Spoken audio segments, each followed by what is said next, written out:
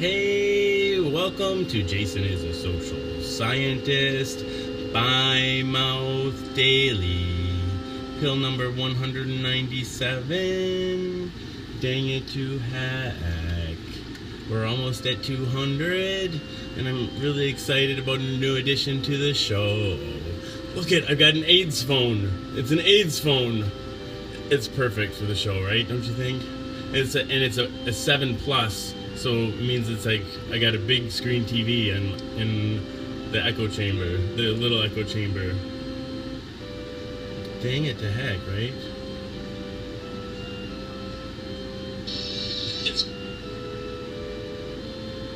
Oh, there's something else that's special about tonight. I forget. Besides this phone, I can't imagine what it might be.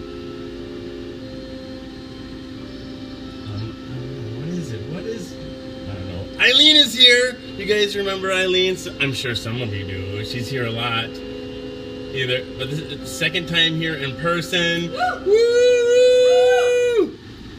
Dang it! Real people in the echo chamber. I was all like, "Where the hell is Jason?" And then there you were. Brian says, "Dang it to heck! I've had a super shit day, man. Oh, I'm sorry, man. Sorry."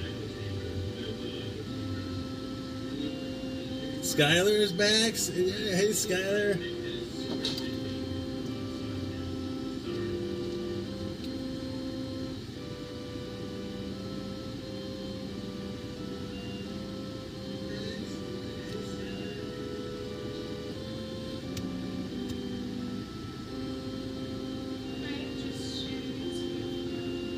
Nice.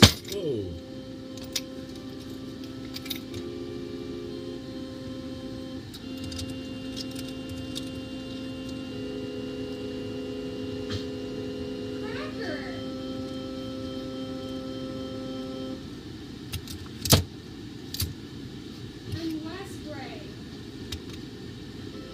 Wes is here.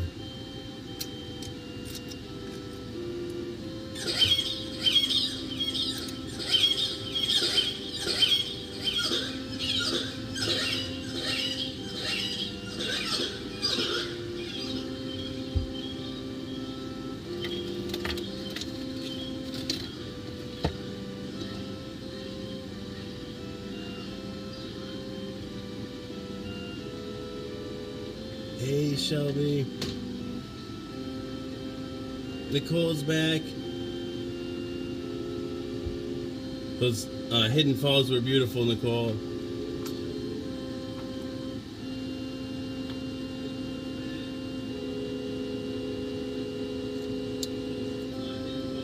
Oh, so dang it to heck. We got the AIDS phone. We got Eileen. It's a special night. It's a special night. Eileen brought us some potted plants to enjoy, and that sounds like I'm rushing. It does, doesn't it? It's the other way around. And then we got horses too. Where did the little horse go? Oh, he fell over. Space Jason. Space and Jason. He's from Illinois. He's gonna come visit in real life. Actually? Mm-hmm. That's awesome.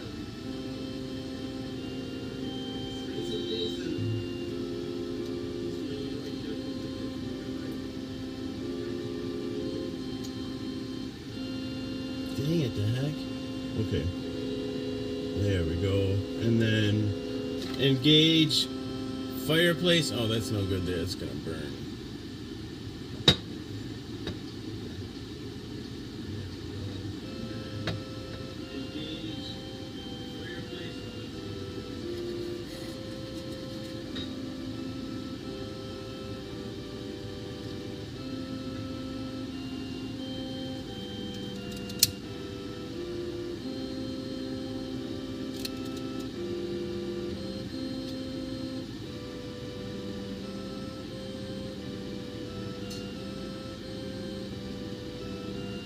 Okay, here we go. We're getting there. We're getting there. It's lit. This shit's lit. That's right.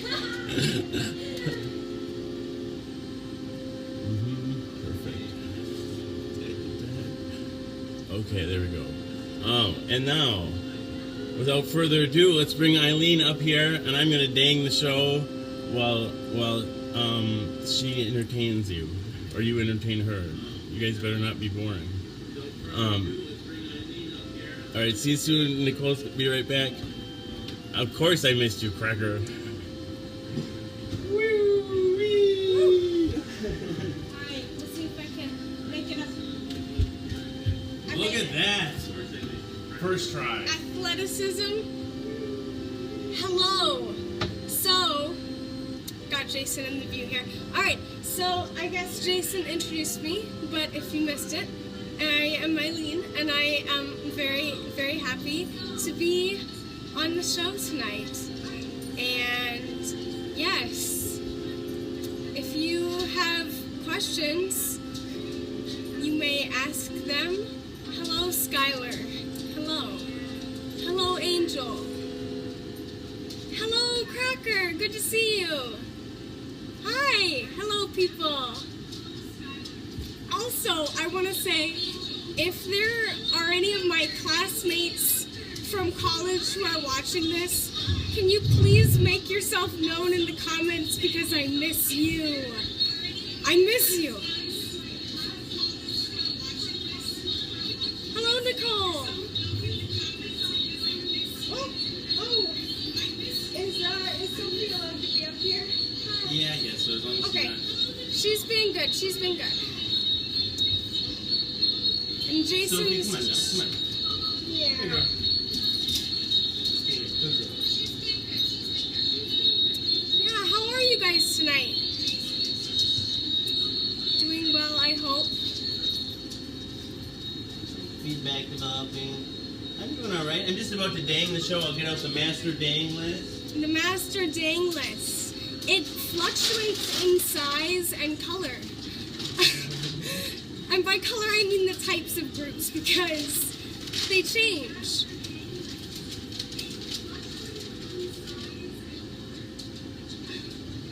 That says, me too, bro. Me too. Oh, it's been like over. Sorry. I'm sorry.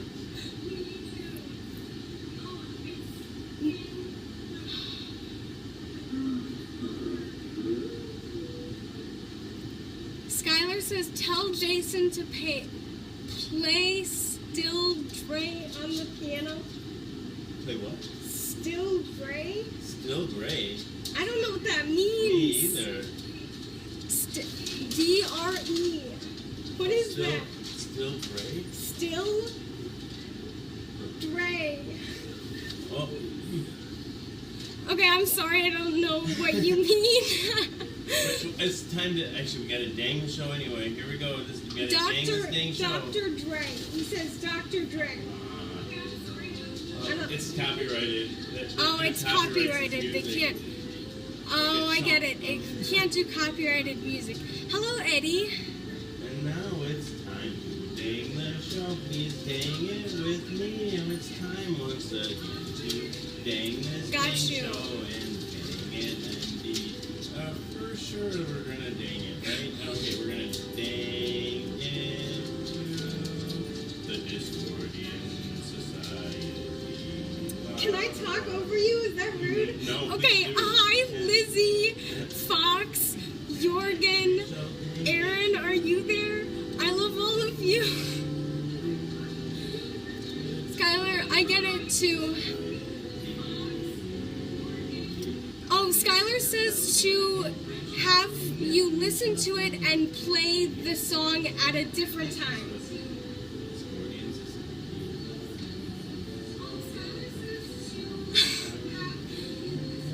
Lizzie, if you just stick around until he's done danging the show, which means he's sharing the show, then you can talk to him about Star Wars, but I don't know anything about Star Wars.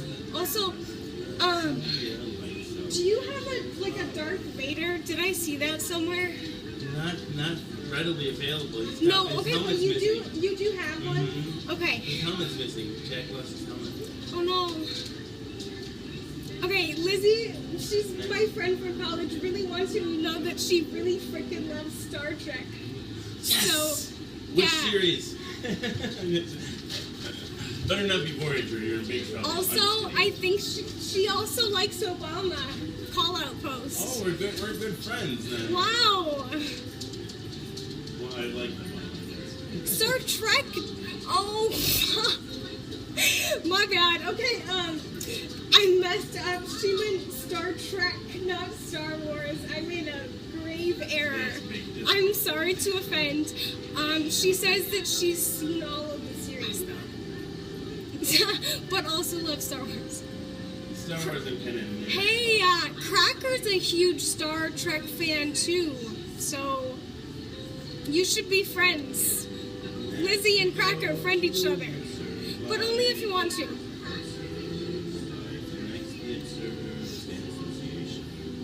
You guys, I gave Jason these plants right here, and some other miniature things too, but those things aren't as cool, but maybe you will see them in a future episode. Or maybe even in this one later on. Or maybe in this one, because you know what? The set is flexible and evolving. It's organic. It is. I try to accommodate the requests of people. Lizzie says yay to plants because I Plants are agree. good medicine. Yes. And next we go to Oh, Republic I love of you too, Pepper. Fox. And next we'll go to Bird Friends. And next Oh, we'll thank go you. I am really happy. I'm always happy when I hang out with Jason, and I'm always happy when I'm high. Me too. Except about you.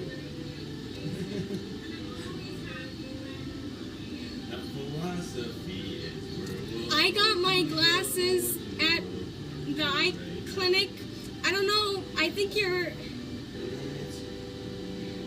I'm a little confused. romantic in Philadelphia, but also AIDS.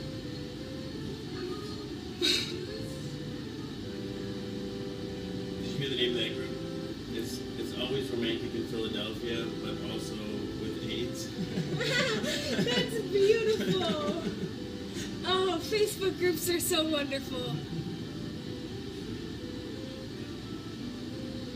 Next we'll go to the HIV groups. We'll go to the HIV groups. HIV and Cheers, Jason. Space and Jason. Hey. Oh, Space and Jason. Live long and prosper. Promise. When I was a sophomore in high school, I've never seen Star Trek or Star Wars anything. And when I was a sophomore in high school, it was May the 4th, which is Star Trek Day. And I majorly messed up because I turned to my friend who was a Star Wars fan and I went, live long and prosper. And she would not shut up about it for weeks.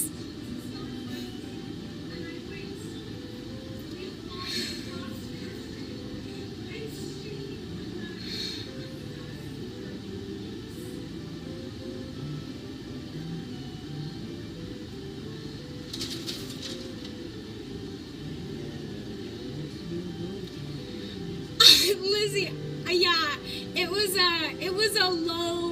a low moment in my life, making that mistake. Aaron Jesperson says, shout out to you, Aaron, for being here. Next we go to Proud Stoners. Proud Stoners. And next we'll go to I Smoke Weed. We'll go to I Smoke Weed. I Smoke Weed. I smoke weed, I smoke weed, I smoke weed, I Next we'll smoke go weed. to I Smoke Weed.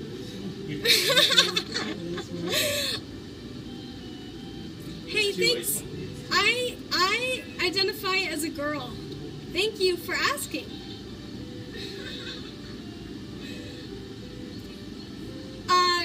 Can you do a shout out to Dale on the So piano? funny, so Are you too busy for that? I will do it for you.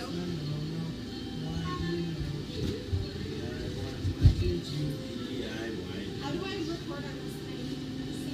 The yellow button? Dang it to heck, Dale! You just press it. How do I do it?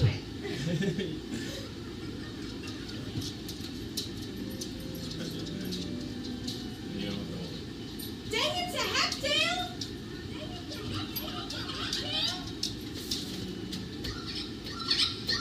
I figured it out.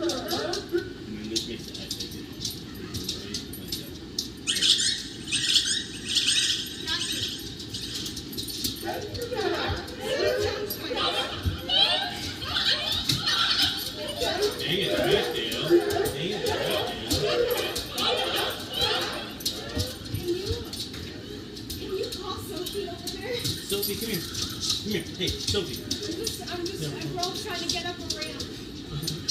Hey, Sophie. Stay. No.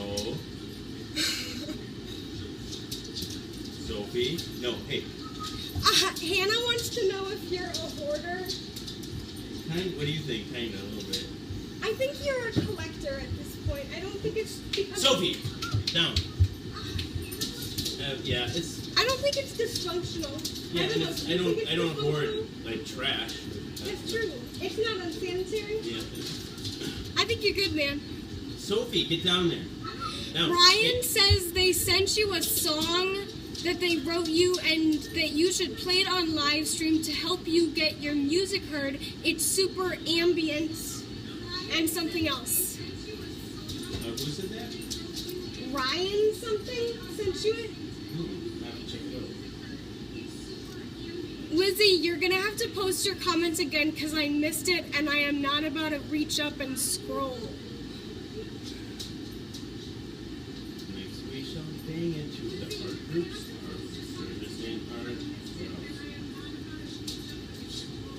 Michael Miller says that they have watched 3 and still don't know what's going on. You know what? I've watched more than that, and it's just a good time.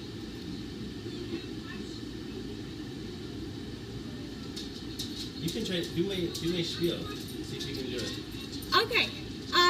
Welcome. This is Jason is a social scientist by Mouth Daily. Oh, that's what he says at the beginning. Shoot, I messed up. All right. Well, that also. But this is by Mouth Daily, and he takes his pill, which You is talk like in first person. You say I.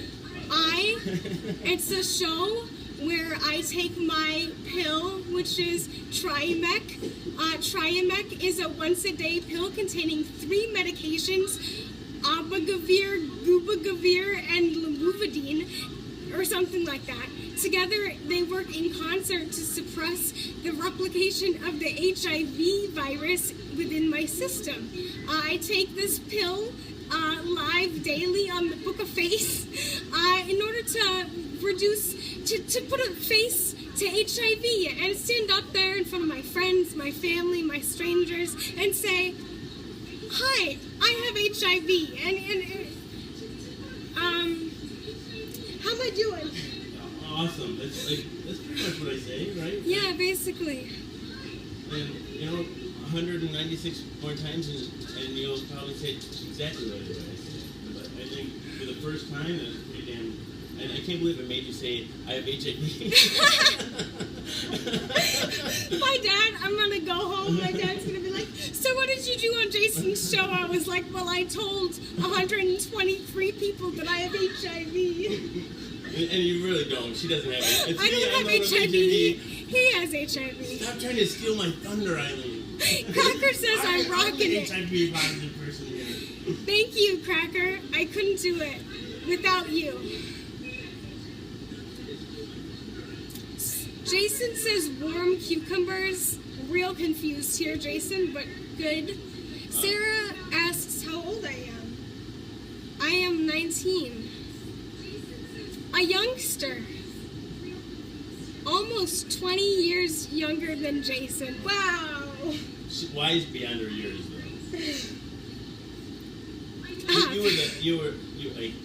We met on the psychiatric unit. Yeah, we met in a psych ward. And she was like she's totally like the star patient. She came in and like outshined me. I was the star patient, and then here this. She was 18 at the time, comes strolling in, so cool. I'm like, dang it! And I'm like, I'm old, so it's automatic. Like, I'm supposed to be a kind of. She was like, yeah, she took the stage. She stole the stage. Oh my god! But you didn't even cover it though completely because are you okay with me? Yeah. So we actually met in a partial hospitalization program. So it's a place we went 5 days a week for like 6-7 hours a day. And had groups all day, and so it was an outpatient thing. We were living at home and over the weekends and everything. But I forgot what I was saying. I'm gonna try to keep talking. How we met, maybe? How we met? Oh, Rogers, the PHP. Yeah. But then, about four months later, we met in an inpatient psychiatric ward, and we were both sort of like, hey, we're inpatient now.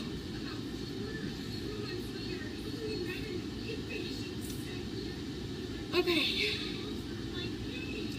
A while back, Patrick asked me how high I was. The answer is I'm at least a 9 out of 10. We should commune, actually. With a 10 being the highest I've ever been. Which this is not that, but it's a good... It's good. I'm gonna... Well, you hadn't smoked for a while, too, right? Oh, I haven't smoked for like over a month, y'all. Oh boy. I'm gonna try not to... Surf it.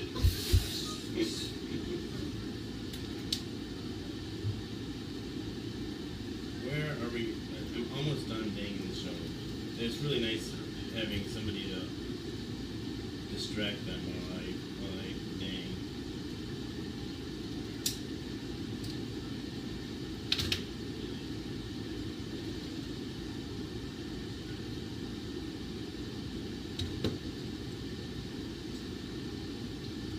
Oh man. Oh man. I made it. Nice.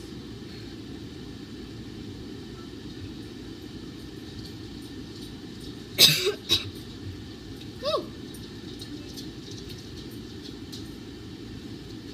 Doc Khalifa wants to know what the hell is going on.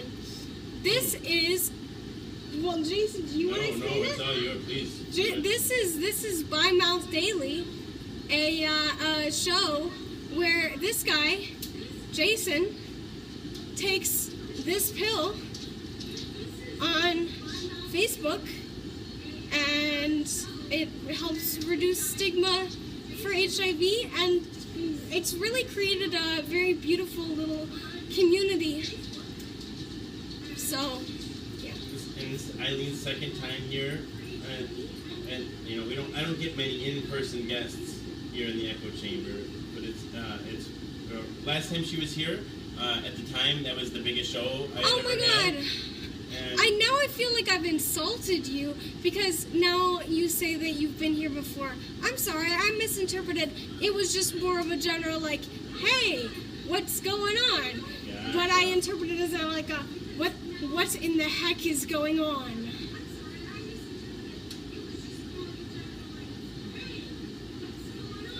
Shelby wants to know what's... Oh shoot, how do I keep missing people's questions. They go by so fast. I'm sorry. Here, how about you take your phone and then you can... That's a good idea. Ooh, thank you. Okay, Shelby, I'm coming for your question. Don't worry about it.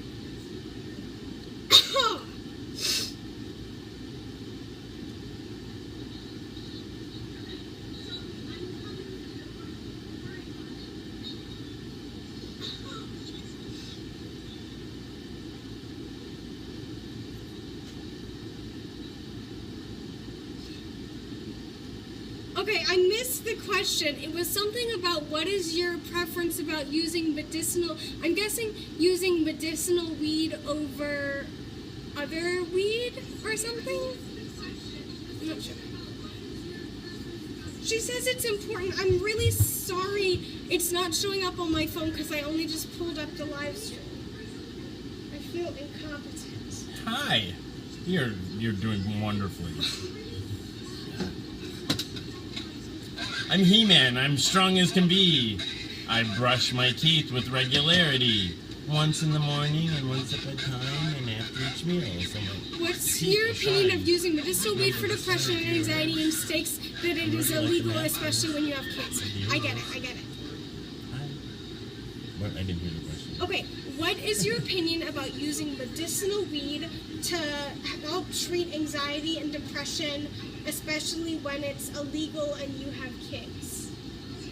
What's your opinion? Well, I live in a decriminalized city, so I smoke, and I have kids, and but I still live in a state where it's illegal and a country where it's illegal. So, I feel strongly about because it's something. Smoking weed is something I was embarrassed about, ashamed of. I'm a nurse. Right now I'm unemployed, but for the past 12 years I've been a nurse. I've always worried about it coming out and that I'd lose my job, and there's just so much stigma around it. I feel that we especially those in position should stand up and say, I smoke weed, put a face on it, just like I'm putting a face on HIV.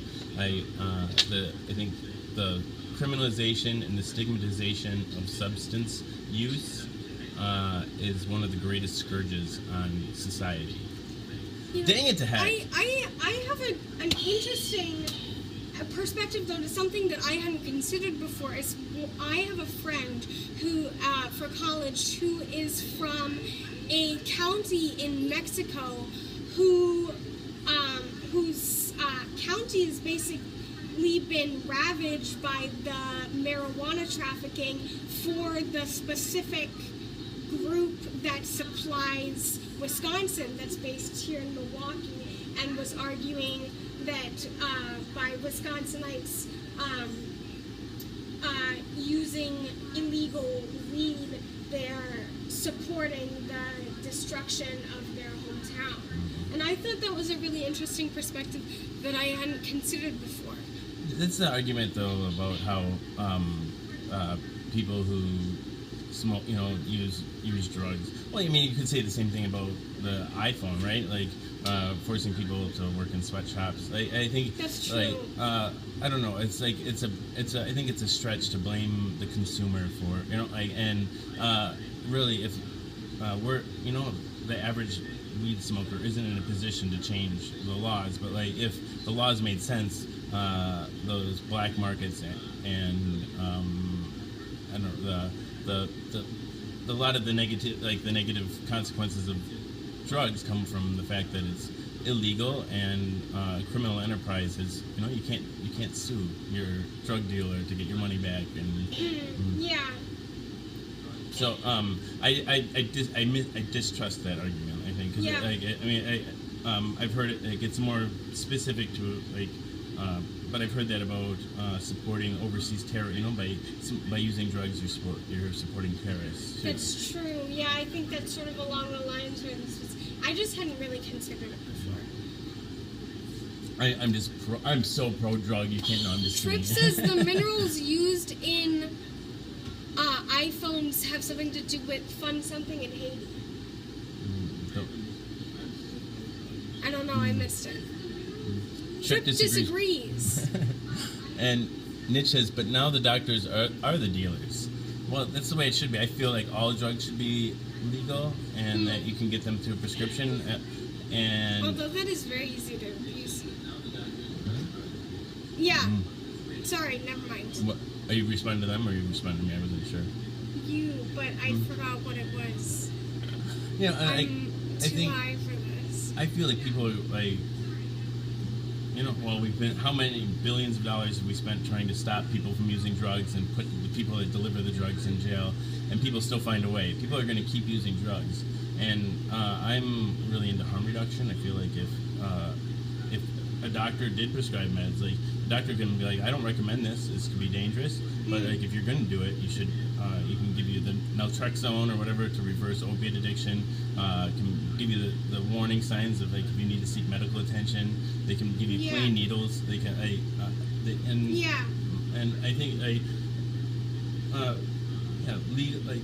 it's only really recently in human history that we even considered outlawing drugs. It's where do they get off telling us what we can and can't put in our bodies? Yeah, it's kind of insane. Cracker says they're getting the 3D printer delivered the day after their birthday next week. Nice. I can't wait for you to get that thing, mister. That's going to be awesome. We should play some music. This is an important post. Please read it. Okay. Harm reduction starts with the markets. True.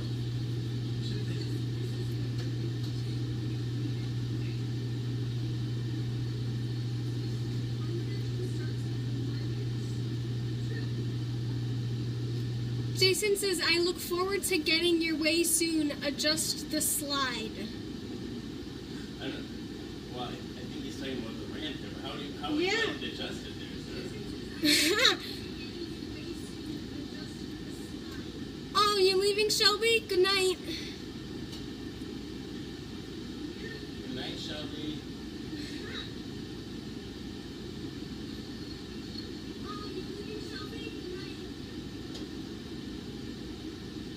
Robert says later.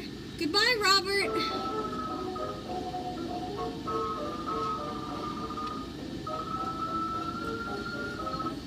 Good night, Shelby and Robert. Good night, Robert and Shelby. Good night, Robert and Shelby. Oh, Jason is 6'2" and doesn't think the ramp is going to work for him. I'm like 5'2". Yeah, it'll work actually. It'll be better for.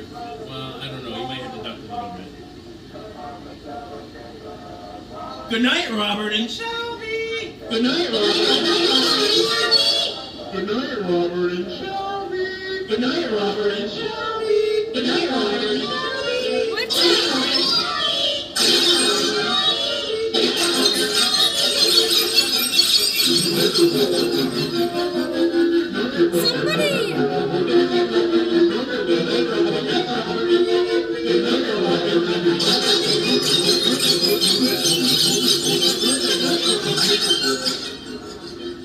Brandon says he's 6'10". Also, what's all with all these sad reacts? Who is sad? And please tell me why you're sad so I can help you try to feel better. Trip says, I want to talk about that question. I've got good input but can't express myself fully on the feed. Maybe you can send Jason a message. Oh, sure. And they say I'm doing great. Thank you. I'm really nervous right now. Also, not sober.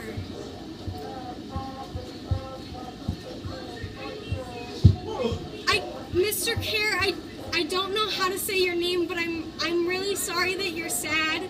And do you want to talk about why you're sad?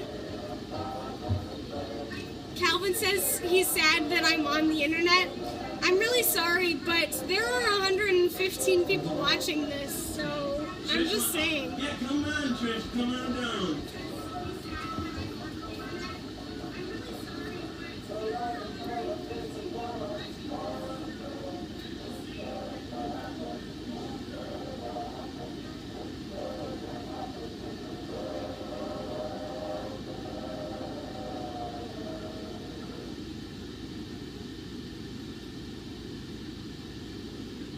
Thanks, Chris.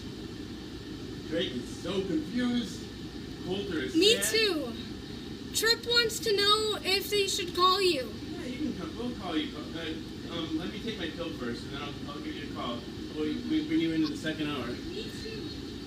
You know, how far? Nobody ever told me that I resemble Mia Farrow, but I'm gonna take that as a compliment. Thank you very much. Mia Farrow is beautiful. Yeah, she really is. My hair wasn't always this short, so maybe, but I can definitely see it. Mia Farrow with the short hair. Thank you very much. I missed something that somebody said. What? Nipple titillation? I can't believe I just said that on Facebook Live. Oh, I can't. No. No, you do it. Oh, I'm so scared. Okay.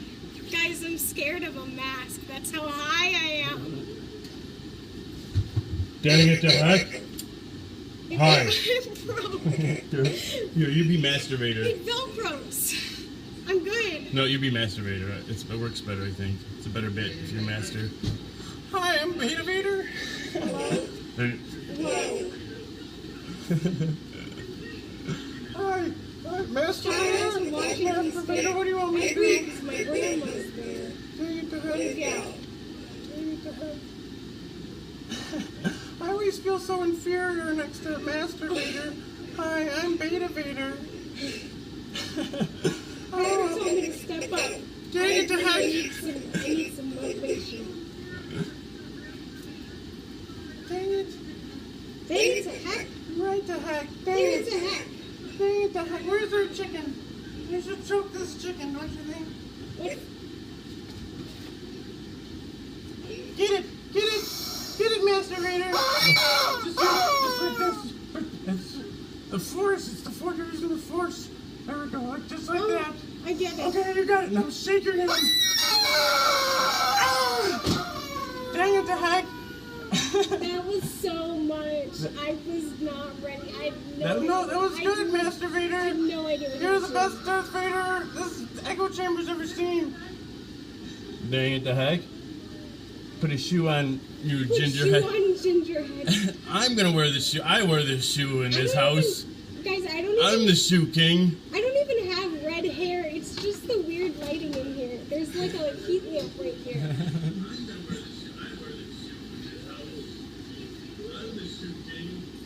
Dang it, the heck. Master Vader. Vader. Master Vader. Yeah. I get it. Master Vader and Beta Vader. I get it. We got Master Trooper and Beta Trooper too. Trick, that's so long. I can't read it on the show, but I'll look at it later because I'm interested. I think you'll buy her some drug to me. It's so long. There was more to it.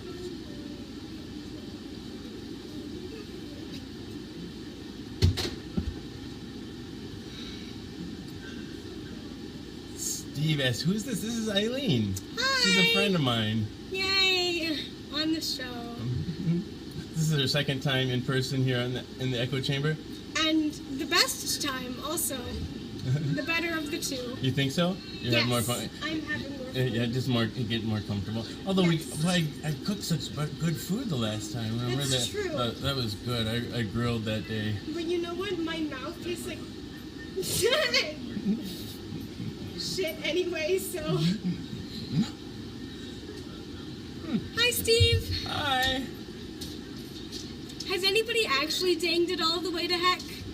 Oh, that's a philosophical question, my dude. I mean, when I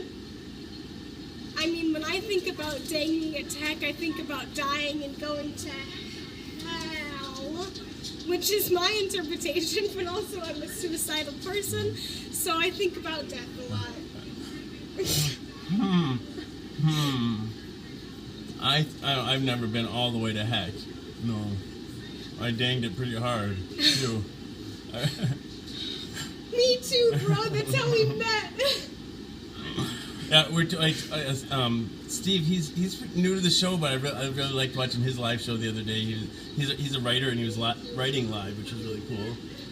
And yeah, so Eileen is a really good friend of mine, Steve. We already said this. We'll just keep saying it, I guess. Yeah, we met on the psych unit.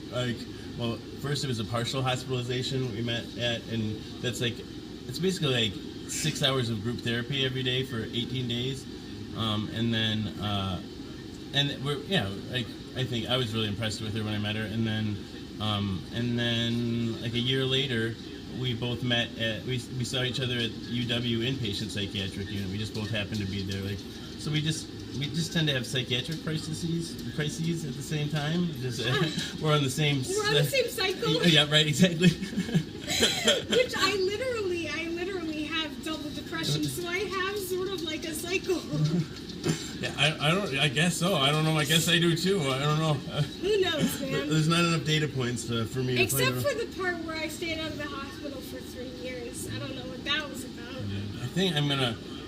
Well, I don't know. We'll see. I don't know. When did I go in? I was in for my birthday. January 30th. I went in the day before my birthday. That was the first time? No, that was the last time. And oh yeah, this year I was in college. I was worried about you, man. yeah, it was because somebody that was watching the show called, and they were worried about me, and then the police were then worried about me, so they forced me to go to the hospital.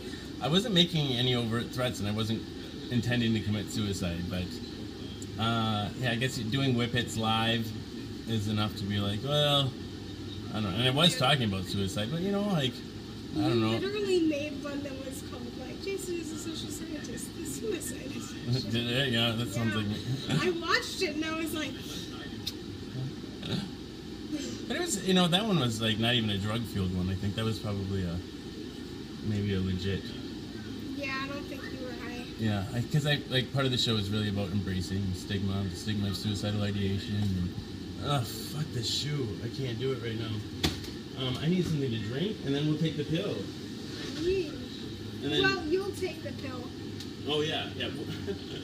Although I'll take your Lamictal. No, no, because I took my Lamictal this morning, so we don't want to do that. Yeah, you probably don't need that shit. Problem. Tie your shoes. Oh, I forgot. I have another person here. You could tie my shoe for me.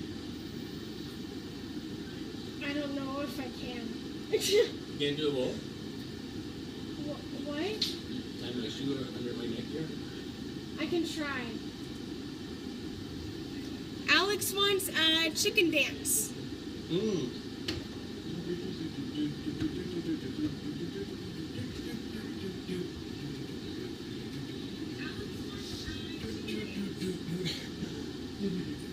Can I have a marshmallow? Of course you can have a marshmallow. Okay. Is it stupid that I asked you? Nothing stupid. But Okay. you don't have to. It's totally unnecessary. I don't want to take food that's not mine. Oh, share alike here.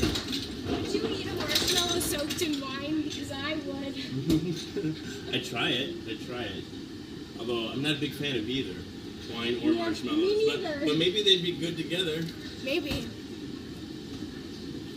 What's up with the fire? Which one? Jem says don't ask. You know what? I didn't need to ask. I'm just anxious. Love you too, Cracker. Love you too. Roast a marshmallow in the fire. I'm scared that I will light it on fire and ruin the set. Hello, welcome. This is Jason is a social scientist. I can get out of No, here. you're fine. By Mouth Daily. Pill number 196. The pill is Triumac. It's a once-a-day pill containing 3 medications, abacavir, dolutegravir, and lamivudine. Together they work in concert to suppress the replication of the HIV virus within my system. Dang it to heck, dang it to heck, dang it to heck. Excuse my reach. Excuse my stinky armpits. And so this is Steve says it's pill 197. I told you someone would correct you. Dang it, I wrote it right, I think, and then I'm always a day behind with these pills. Nicole's grandparents escaped a war camp. Wow. My grandpa was in World War II, New Guinea. They call it the Forgotten Front of World War II. And he got shot like 6 times or something. I don't know, like through the jaw and the hand. Spent 6 months in a German hospital. That was before my mom was born too. I almost wasn't here. Hang it to deck. Hang it to deck. And 197, Jay Burr. I don't know. After 100 and some, Is it's this already. new? Mm-mm, This? mm-mm. I've never seen that before. I gotta paint it. I gotta paint it blue so it stands out. Like so, it's just like that. Like, see, and it's above the fire. Like, see how it matches. Yeah. You could either get a dark-ish sort of iridescent blue like that, or you could get a lighter one and dry brush it so that some of the black shows through. Say that again. I didn't follow. I'm sorry. I'm gonna write it down and tell you later. Okay. Because I'm too. No, I'll ask you too. Because I wanna work on that. Gotta paint the roses inside. We should play the phonograph soon. Oh yeah. So the pill. 196. So yeah, it's 197, and this is the 197th pill I'm swallowing live on the Book of Face. I swallow my HIV medication every night, live in front of friends, family, and strangers, in order to fight the stigma related with HIV. I stand up and say, "Hey, I have HIV." I put a face on, with person with HIV. Quinn says, "This is a quality show. Thank you." Shelby says, "Yes to phono." Right? We got it. We got shit on cylinder. We got the latest on cylinder.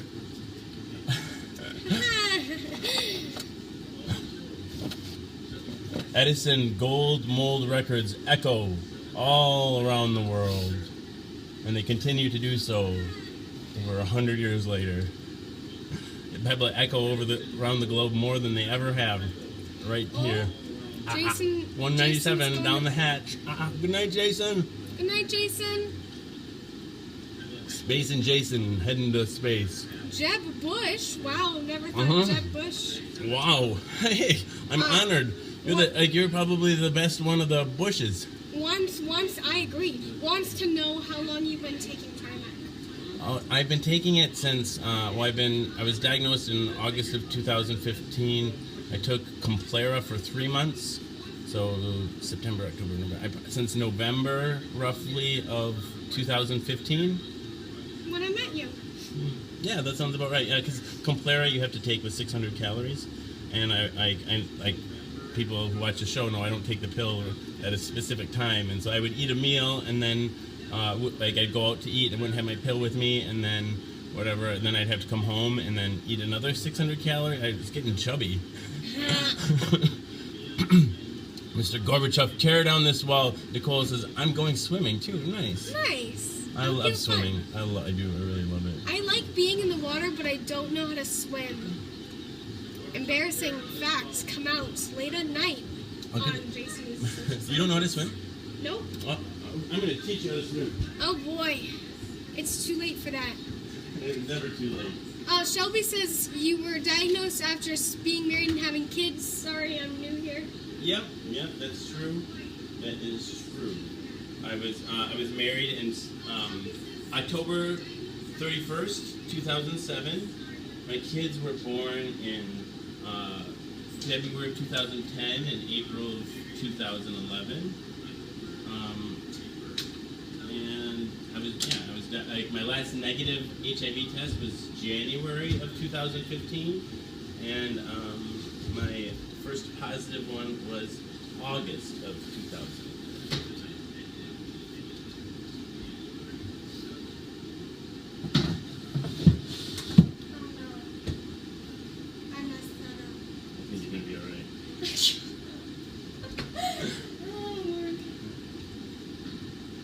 There's nothing that you can mess up that can't be fixed.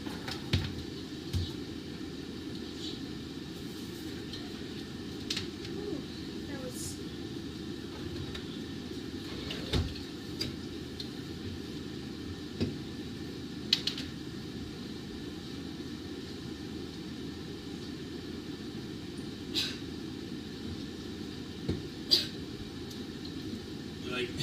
You like my target practice prints? What? You said you liked my, you called them, like, Yes. targets. Haha. Hey, what are you mind if I had a Coke? Yeah, definitely. You want ice? No, I'll just. You sure? Yeah. See? That's fine. Okay. Where? Here. Mm-hmm. Yep, there you go.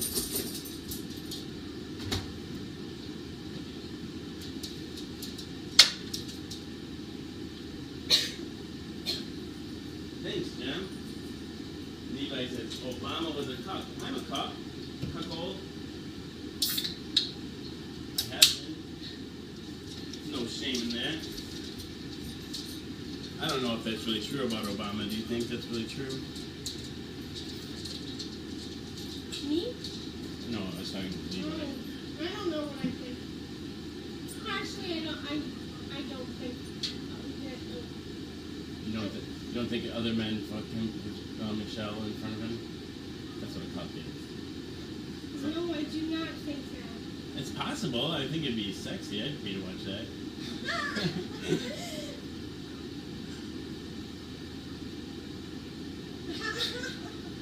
Did you see What do you? Thomas said, so I guess you're not married anymore. Nope. Still married. Still married. And I'm not a side hoe. I mean, I've got a few, but but she's not one of them. I'm not one of his side hoes.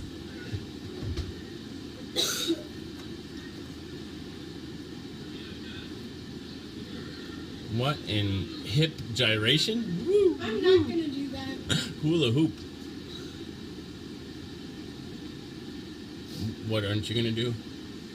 Gyrate my hips on Oh, camera. I already did. I guess my hips aren't on there, but it's definitely implied. I'm not that high anymore. I gotta get higher for that.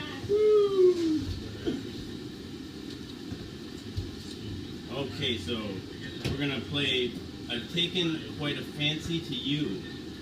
This one is in the sweet by and by, but we'll play that more towards the end, maybe. I'm a big fan of this song. Where did you go, song? Dang it, the heck? Ah, there you are.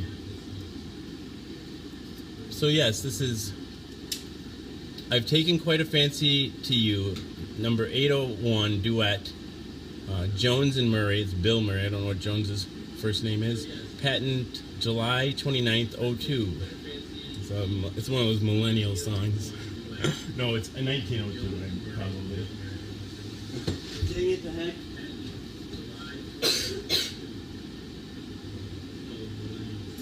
Isaac, my name's Eileen, and I'm a friend of Jason, and I'm here tonight. Nice to meet you.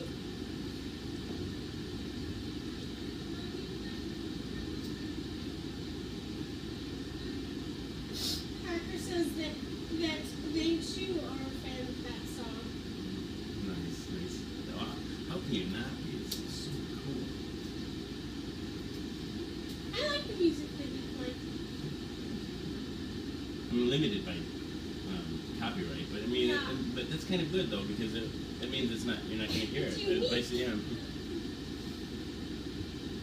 Like, this is music, like, the stuff that you play, like, on the phonograph is stuff that I would never listen to otherwise, so it, it makes me appreciate it extra. Thank you. To me, it's kind of haunting just because the voices are so old. Like, all these people are dead.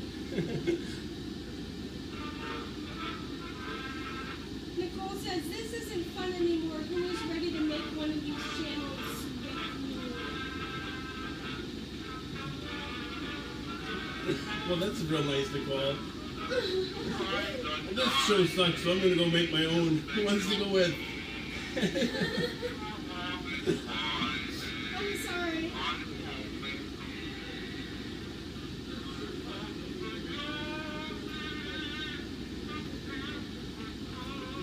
Nicole, what would you like to see out of the show? Because I'm open to things. I just don't know. Yeah, we're people pleasers.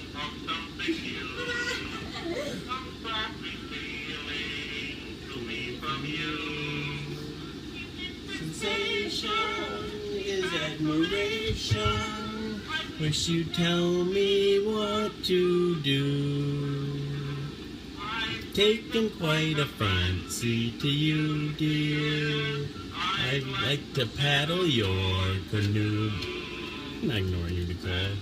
If you could like me too, dear, you wouldn't act the way you do.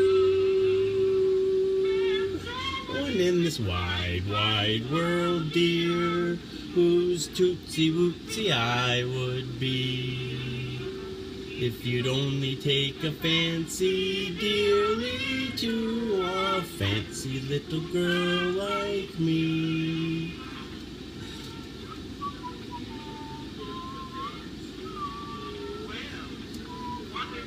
Mary, I were one of those husbands who cross in the morning and bang things about. Oh, dang it, the heck.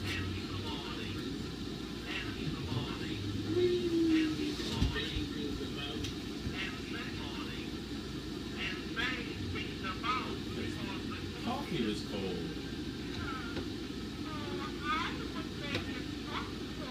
Are you gonna make it hot for me, Nicole? I'm just... Dang it, Dad. She's being sassy.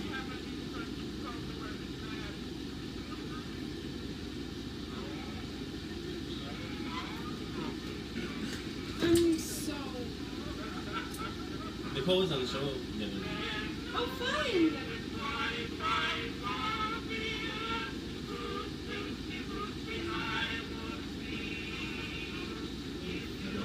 Take a fancy dearly to a fancy little girl like me.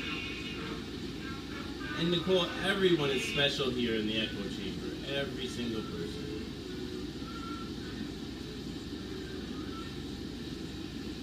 Just like the Lego movie, we're all special.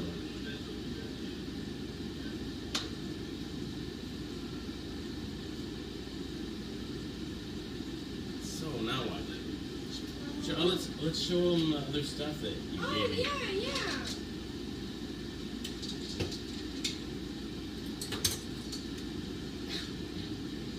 This way.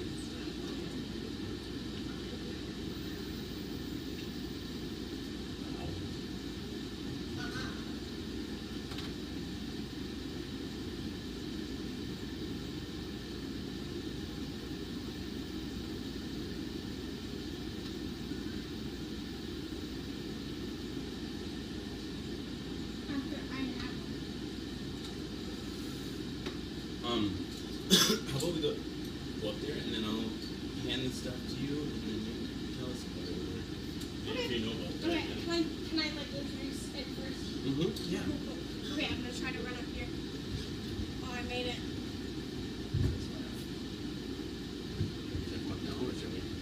Yeah. Okay,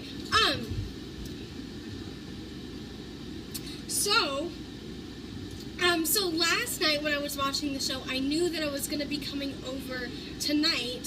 So, I thought, well, we were talking about the set, and I thought, well, I wonder if I have anything that I can contribute to the set. So I got out of bed and I went down to the basement to look through old toys and Dollhouse and see if I could find anything. And so I found some things. So Jason's so how are we? So how about this? You see where the horse is at right there? Maybe just put the things just in front of him, one at a time, and just tell us what about Where's him. the horse? Right up here. So on the yep.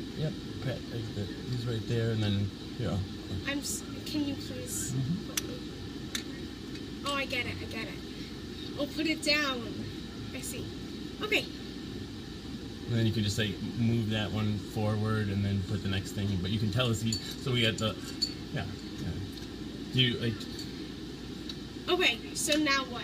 You can just do you Okay. know where you got each thing? Yeah, or, so or just basically I tell us? went down to my basement and I was looking for things and I found this miniature ladder and I don't know where it came from, but I was like, that's kind of cute. Okay, this was in a dollhouse, this little cabinet that I had, a little dollhouse. what do I do with it? I'm gonna give it to you. And this is a little toy owl. There were a bunch of animals, lots of animals, but the owl was the smallest, so I brought him. Do you remember having this stuff or these toys that you had? Yes. But these guys I didn't play with very much. And this was in the same set as the cabinet. And this horse, we already have a couple things that she, and the potted plants right next to the baby bong and the the globe. I was obsessed with horses, and my Aunt Betsy gave me a set of little toy horses and jumps, miniature toys, and so the potted plants and this horse were part of it.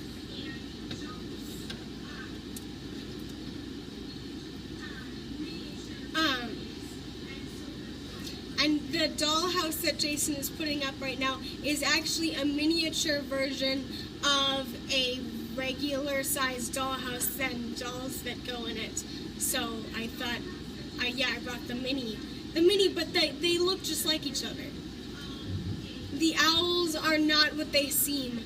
Cracker, have you seen that video of the owl that is like puffing up at first and then it goes to like evil owl? Have you seen that video? And its face gets all like skinny. I got distracted by this troll, but I'm sorry. He called you a stinking hoe, and I got so angry. It's fine. It's whatever. Oh, you darn Lance! He's such a meanie face. Thomas is bored. Well, we don't have to keep doing it if he's bored. The rest of the things I think are just these little ceramic animals that came in packages of the tea my grandmother used to drink. This would make a good statue of the horse, along with the other.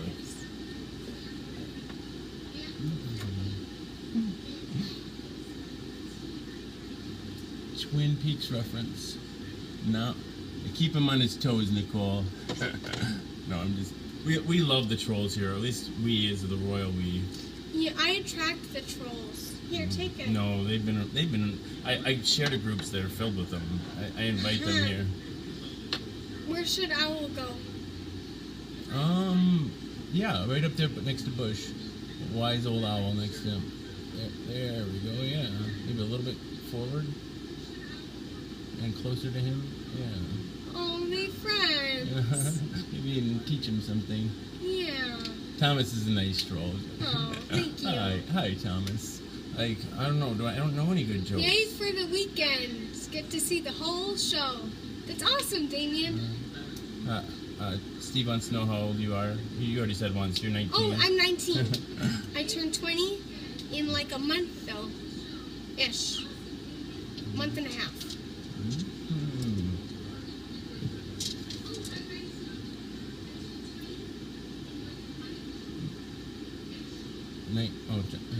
No, you're such a sweet person. Why, oh, why? She doesn't seem 19, does she? She's like that owl, wise beyond her years. And small. And sometimes throws it.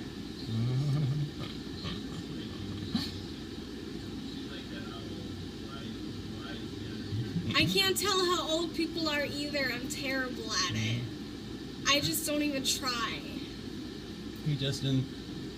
I've been unemployed since November, so like I don't even know. I never know what day of the week it is. Ha, true. Yeah, I'm out of school, so it's hard. Old soul. I'd buy it. Steve said, 5 years in the Marines and 4 years in college with people way younger. That's gotta be hard, kinda. My brother was in the Marines. I remember we flew to Camp Pendleton to watch him graduate boot camp. I was in 3rd grade, I think. He was like stiff as a board for years afterwards. Always sat and sit and stood at attention. Cracker, is it your birthday next week, or are you just saying that in a way we are all getting older next week? But if it's your birthday, happy birthday early. happy birthday, Cracker. And then Nicole says, I want to be 10. Well, I think if you take, I feel like LSD gives you the eyes of a child, so maybe probably more like 5, but take some acid. That's my advice. If you want to think like a kid, feel like a kid. Steve says, Jason, tell your brother, I love you, no homo. All right, I will. I got, he was in Desert Storm, so I got to eat MREs from Desert Storm. They're terrible. Nicole's been crying all day. I'm sorry, Nicole. Oh. We always say no homo. Dang, that sucks. Are we both picking our lips right now? I think so, yeah. That's so funny. We're both, I think, anxious people, perhaps. Yeah. It's my birthday next week, Wednesday. Oh, Cracker, we're gonna do something to celebrate.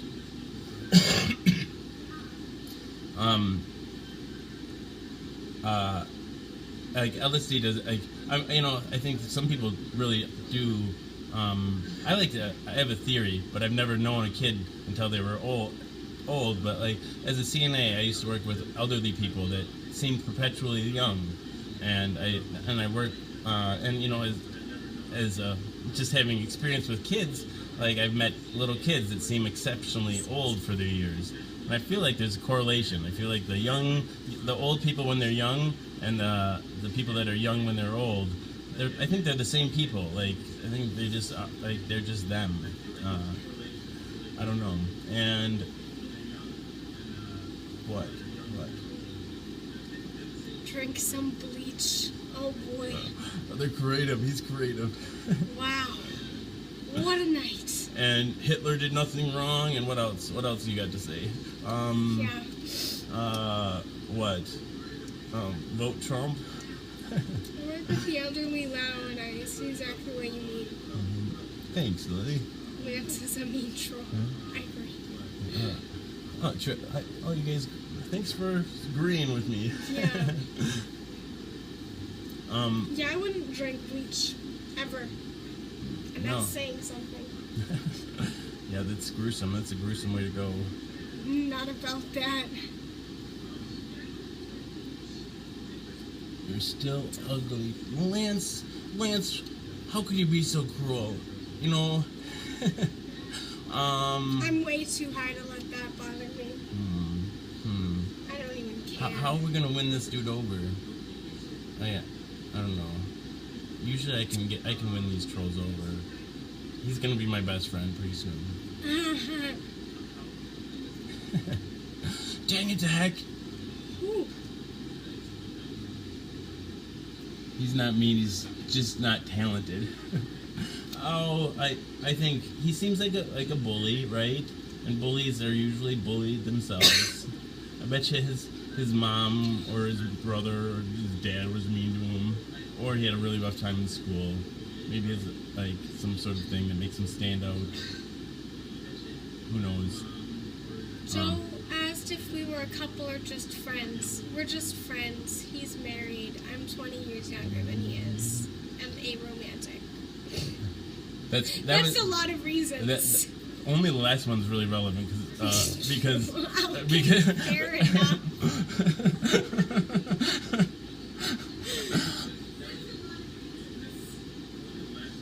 Trip is a really nice guy. Brady says, another great show. I'll catch the rest on YouTube wrap-up upload. Nice, man. I'm glad somebody goes there. Thank you. Cats piled up on top. Oh, what a good time. I hope you have a great cat cuddly. sleep. Zach, she's a friend. I think it's awfully presumptuous to assume what kind of relationship we have, and I'm seriously offended. Next, you're going to assume my gender, and I'll be really upset Do with you you. mean a tramp in middle school, or trapped in middle school, or a trap in middle school? Like somebody set a trap and now you're... Maybe I get it. She were the trap, or like jailbait? Are you jailbait? Maybe is that what he's saying? Maybe. It's a trap jailbait? I have no idea. Brady has 12 cats. Trip says, Tell me about it being aromantic. Well, I first just thought that I was asexual when I was a junior in high school, and I was like, you know what? I've never really wanted to have sex with anybody ever, and I'm kind of grossed out by it. And then I learned what asexual was, and I was like, wow, that's me.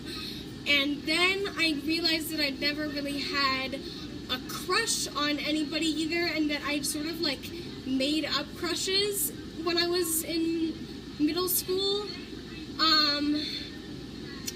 And then I was like, well, maybe I'm aromantic too. And now I sort of like don't know, because sometimes I think I have like a more like intense feelings for somebody, but it's not necessarily romantic. It's just like a connection. So I don't know. That's the best I can explain it. I hope that helps answer your curiosities. You disappointed Lily. I'm sorry. We can be friends. We can absolutely be friends. There are things that are just as important, maybe even more important than sex. I you know, it's weird to say that, but I think it's true. Especially since I was diagnosed with HIV, like I have much more mixed feelings about sex than I did in the past. Like I was like gung ho, like pro sex before, and I'm like now it causes me pain sometimes. Like brings up negative emotions. I have negative emotions associated with it, and so then it's I empathize with the idea of like, or not, maybe not, like I wish for it sometimes. I wish I didn't have the desire to have sex, and I wish I because it's been like kind of traumatic. right, Yeah. and it's like continue to retry, you know, like it's like Right. especially, you know, like I lived with this guy that like I don't know, like it was not a healthy relationship, and he was like always pushing himself on me. Anyway, and yeah, it felt like in my head I didn't want to have sex at all, like, you know, like, but eventually like 3, 4, 5 days go by and without an orgasm, and all of a sudden it's like, well, your body wants to have sex, and it's like my body would betray my mind, and you know, and then I cry afterwards, and it's just like, I don't know, is it really worth it? Like, I don't know. And then it's just, I wish you could just turn it off.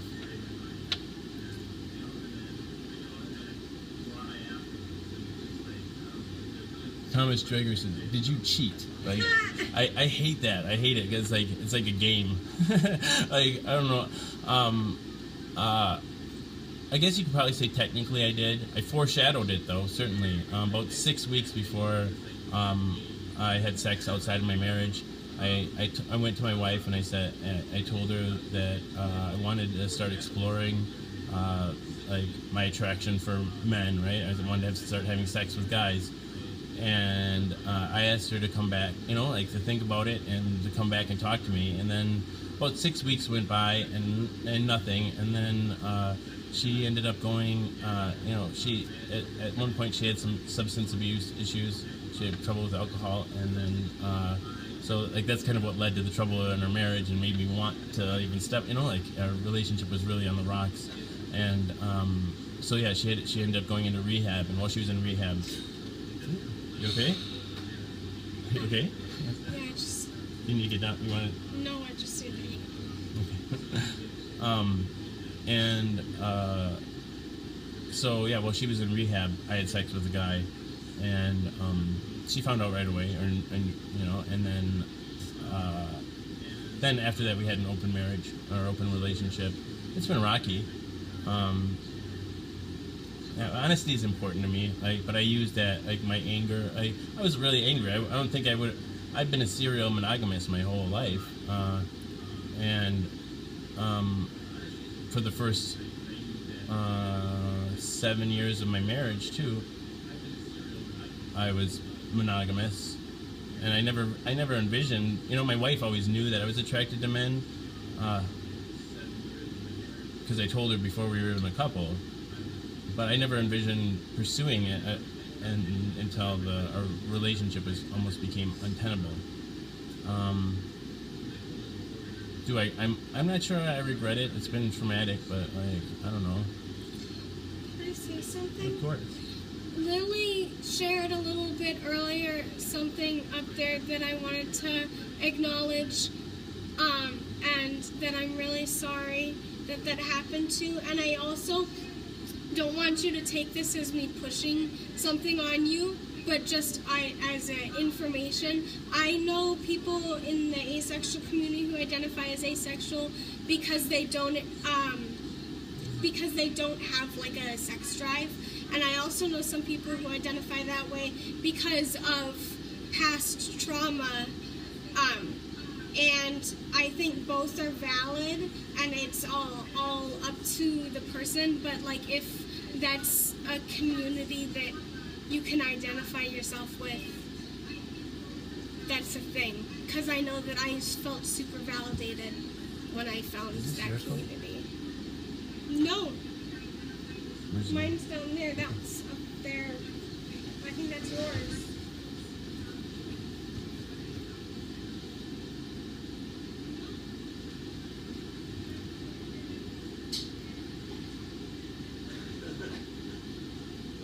Lance is a religious fellow. Lance is a really persistent troll. I admire your persistence.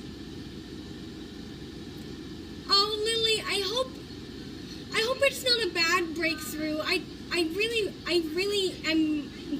really want to help people, and some people don't care about labels or even think that labels could be harmful, and I can see that. But for me, in my experience, finding labels that I felt I've identified with has really helped me feel validated and feel like what I'm experiencing is a real thing and not just like some kind of craziness.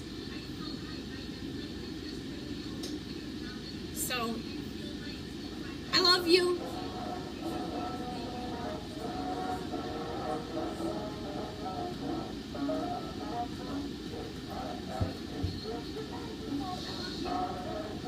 Lance,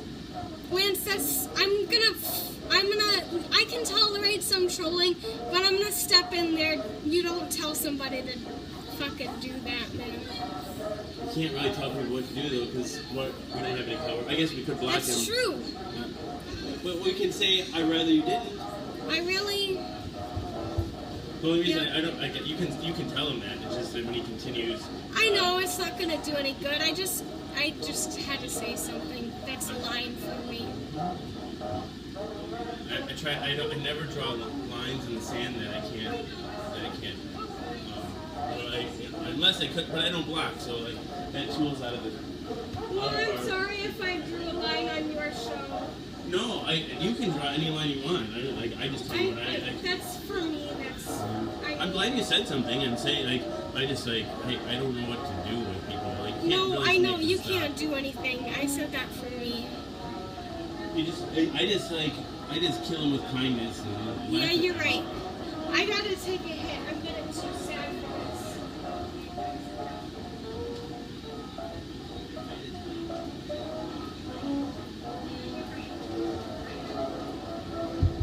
I had to do that because you never have to apologize for saying something. I'm just gonna hit this. You're doing an amazing job.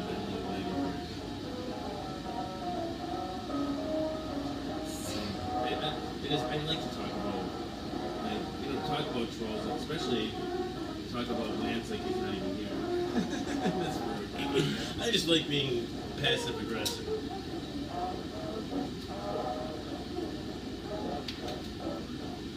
Bring it to heck, Lance! Ha!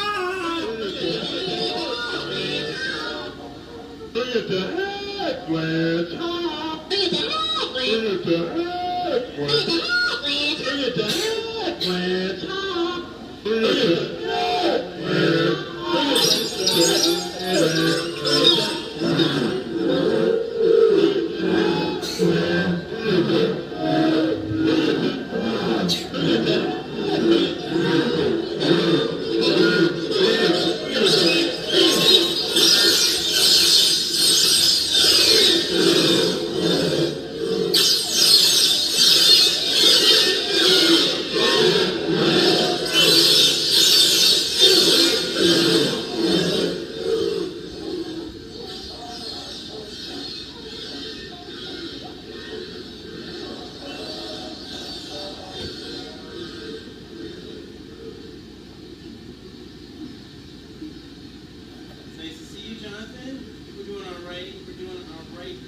Eileen is here, so we're actually wonderful. We just have to get a little more stoned, I think. That's all. Yeah, I do. I sobered up a lot. Yeah, Lance, you're a buzzkill. Everybody. Yeah, Vance made me sober. You're not even. I bet you're like horrible at parties, Lance. I hope you found a girlfriend because, frankly, you're rude, and it's probably going to be difficult for you. Or a boyfriend. Or a boyfriend, yeah. But he's the one who said marriage is between a man and a woman. You're right. But I mean, that has nothing to do with. I guess marriage has nothing to do with being fucked. That's true.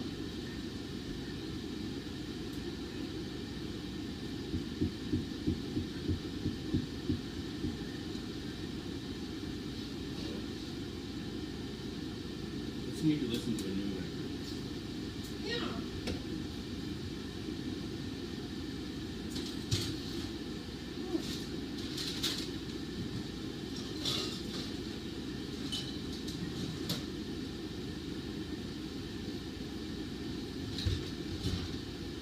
Oh my gosh.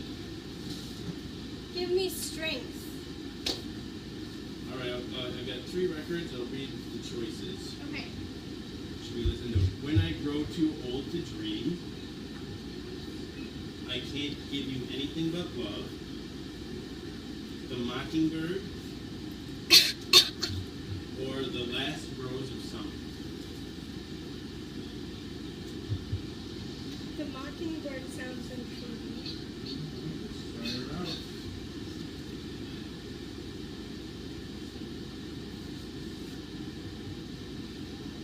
That really is kind of the meanest thing to roll. Telling people to kill themselves. I mean, I'm a real tough guy, so I can handle it. But, there are people out there that, they're fragile and they might actually do it. It's just really, I don't respect it.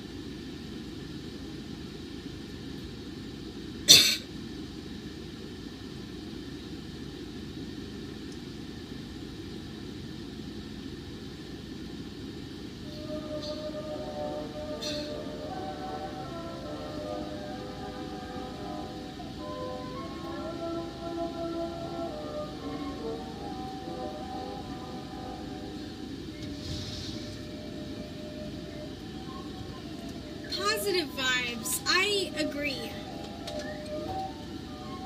Try to keep it positive. That's why Jason's putting on a hat. Keep it HIV positive.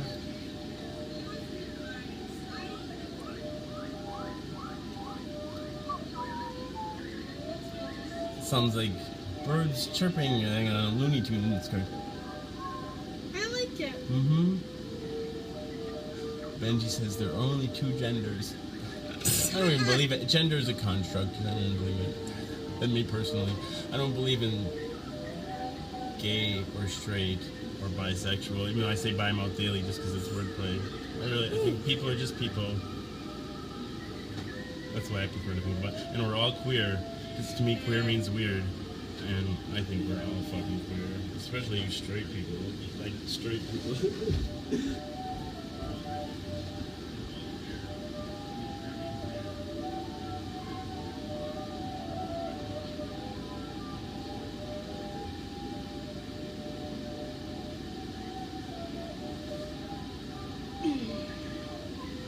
Thank you, Lance. Somebody hurt Lance really badly, I bet.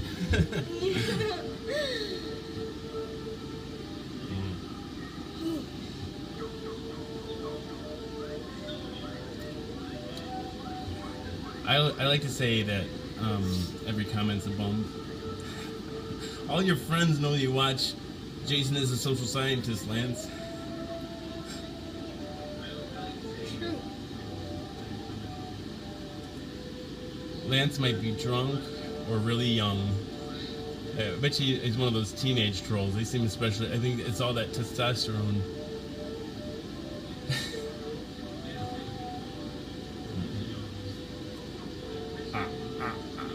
We are robot. We are Here, I'll do my little bit. So Alice gave me this drink. She told me it would make me shrink. What do you guys think? Will I be rinky dink dink? No, nothing. It doesn't do anything. Nothing. Woo!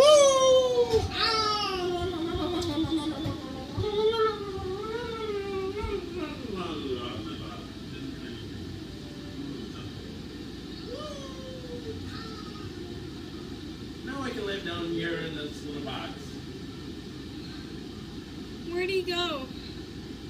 Where are you? I see you. Dang it, the heck.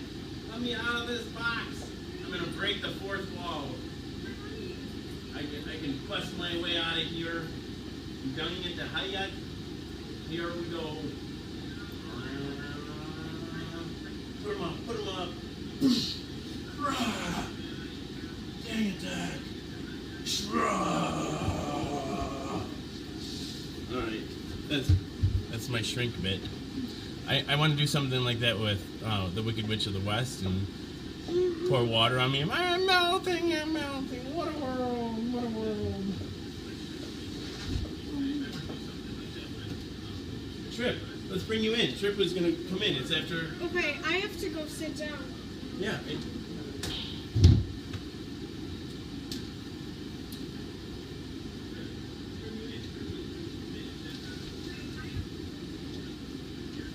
You want to drink? Yeah. You sit by the open window over there.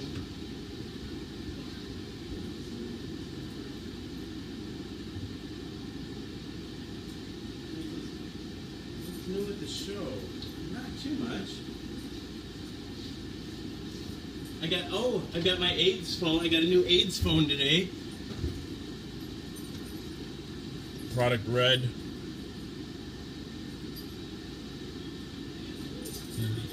I've thought about chemically castrating myself. I don't know, just when I'm in a really dark mood. Well, I've thought about actually castrating myself too. I'd think about it. I don't know. I'd need some money.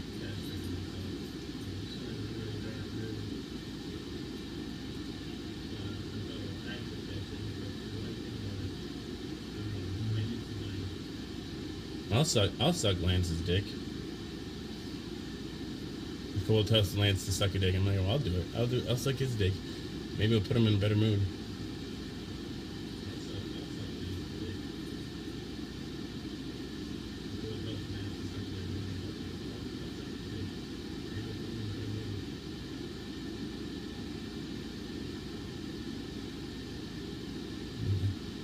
Oh, Lance, it's a perfect time for education then.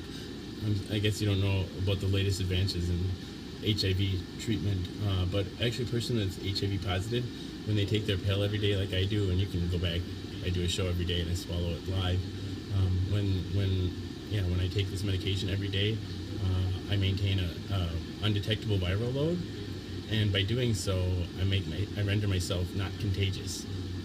I could fuck you bareback all day long, 69 ways till Sunday, and you'd still never get HIV. It's a brave new world. The future is here, and it's 1960. Free love's back. Dang it, the heck. Oh, and there's also, just if you want to feel extra safe, since you seem especially concerned about catching HIV, I think this is important information for everybody. There's also a pill you can take. They call it PrEP, pre-exposure protocol, this has 3 medications in it, but it's basically HIV medication, and it contains 2 medications. And people who take that that are HIV negative every day, prevents HIV. Think of it as a chemical condom, a highly effective chemical condom.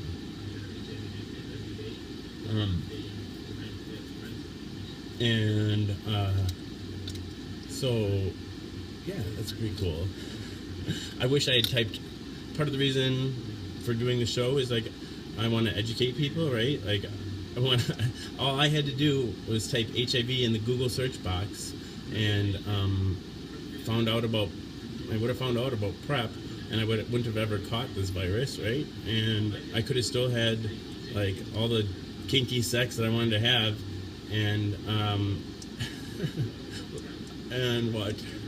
Lance, now you love me? Dang it, the heck. Nicole says, LOL, Jason, I didn't know you had it. I do, yep. Dang it, the heck. Benji, hey. That's a movie about the dog Benji. My sister had a dog named Benji. My sister's like, she's 12 years older than me, so it got killed by a horse. A horse kicked it and killed it long before I was ever born. Yes, kinky sex. You ever heard of disco Red Wings? I think I invented the term. You know what Red Wings are, I assume.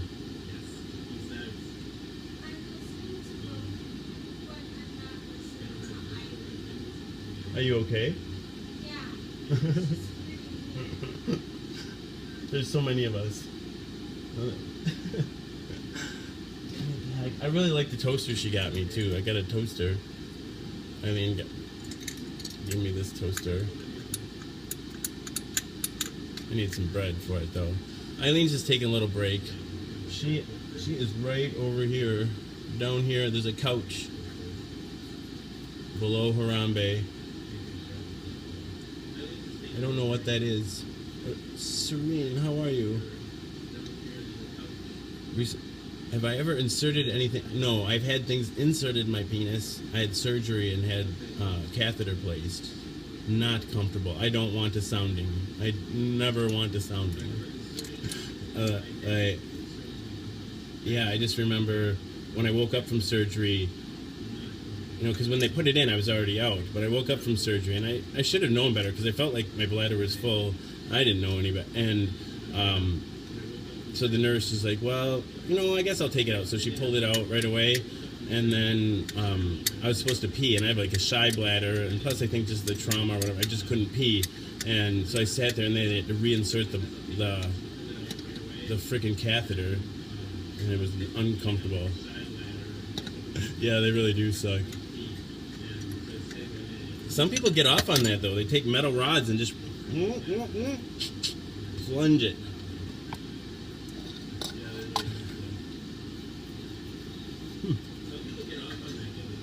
You queefed out your dick? That's pretty cool. Oh, I've never heard a dick fart before. That'd be awesome.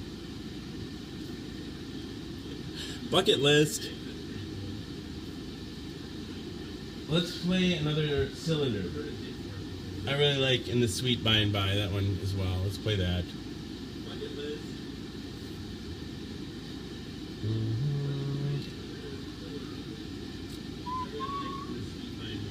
Oh, maybe first we'll play Bop It.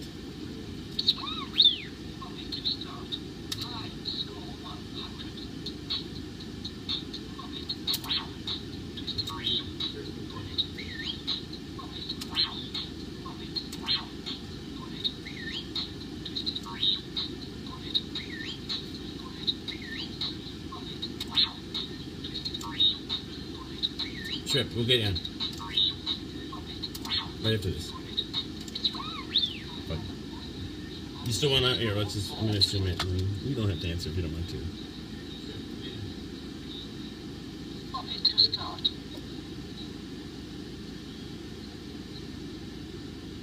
I'll just switch off for a while.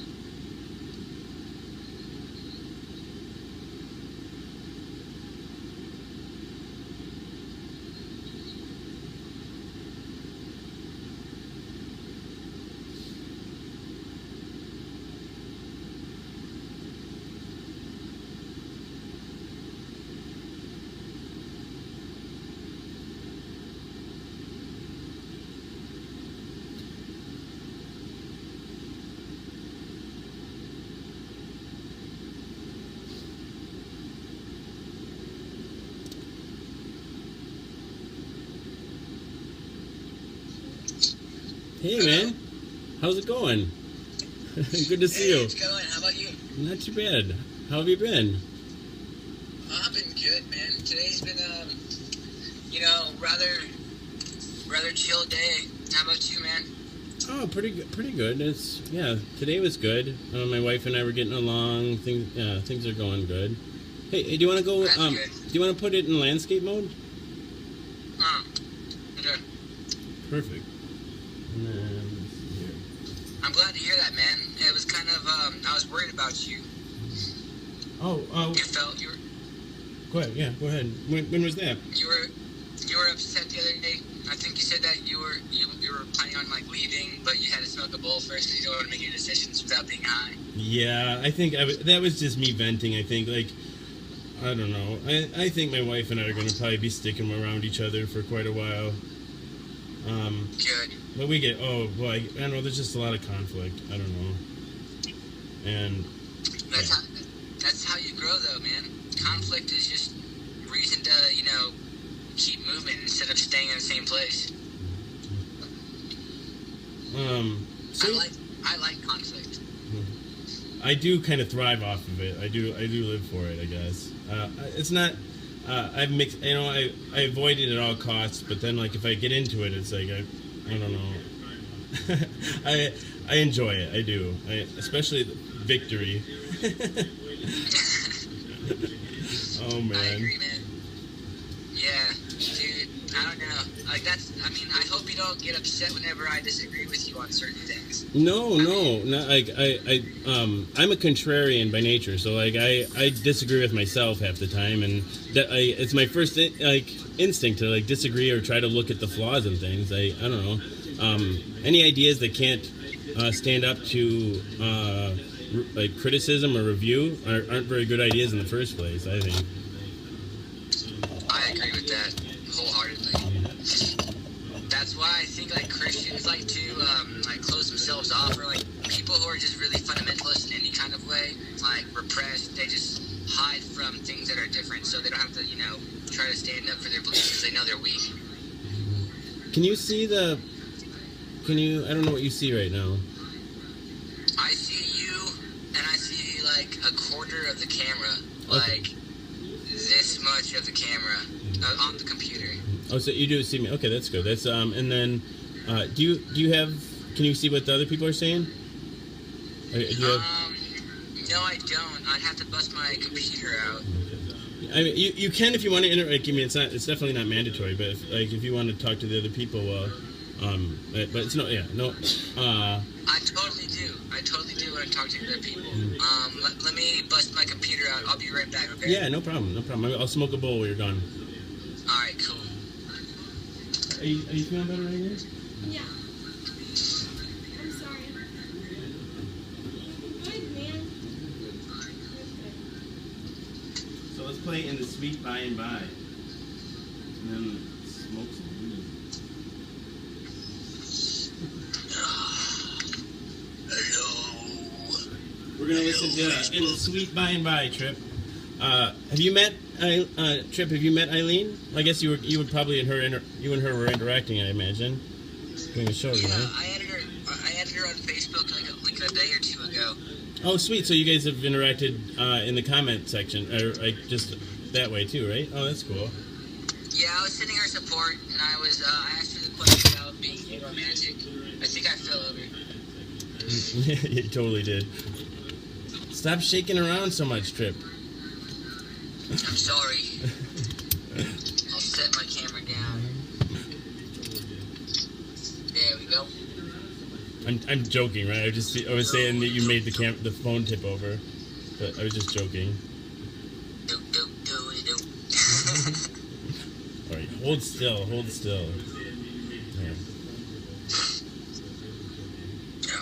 Yeah, so we're gonna listen to In the Sweet By and By. I love your phonograph, man. Oh, thank you. It's I think it's just cool, right? But it also has just a lot of sentimental and nostalgic value for me, just because it was my parents. You got it from your parents? Yeah, Nice. I inherited it really because they're both dead now. So and I just remember being with them the day they bought it, and I don't know, like my dad loved it. We used to take it to this nursing home that near our house when I was a kid to play it for the elderly people. Aw, that's really sweet. Yeah, it was cool. We got it in like he bought it in like 1991. So when I was 11. All right, I got my own echo chamber going on here. So if it gets, I totally keep it going because it is nice to have the effect. But if it gets too loud, just watch the feedback and just adjust the volume accordingly. Yeah, there's a little bit of feedback. Yeah, and just once you get it balanced, it should be fine. I think it's good where it's at. Anyone got any problems? Sounds pretty good to me. Cool. Alright, Facebook. What do you want to talk about?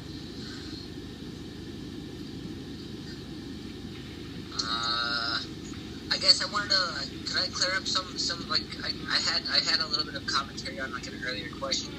Can I say something about that, or do you want to move on to something else?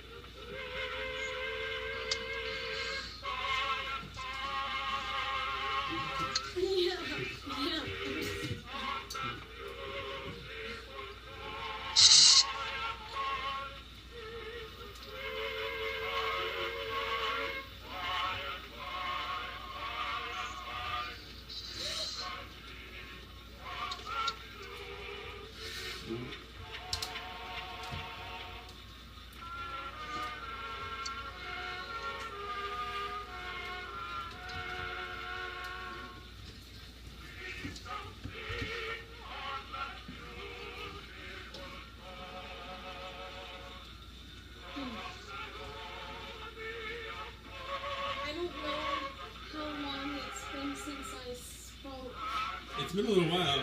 I'm nervous for you. I'm nervous for you. Do you have anything you want to say?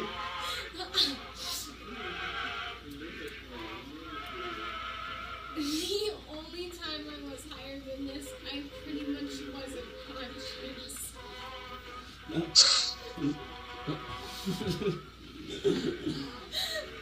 Well, so far you're okay. You're doing all right. Well, fortunately, I'm a nurse, so it's all gonna be all right. Yeah, and we got another nurse in the house too.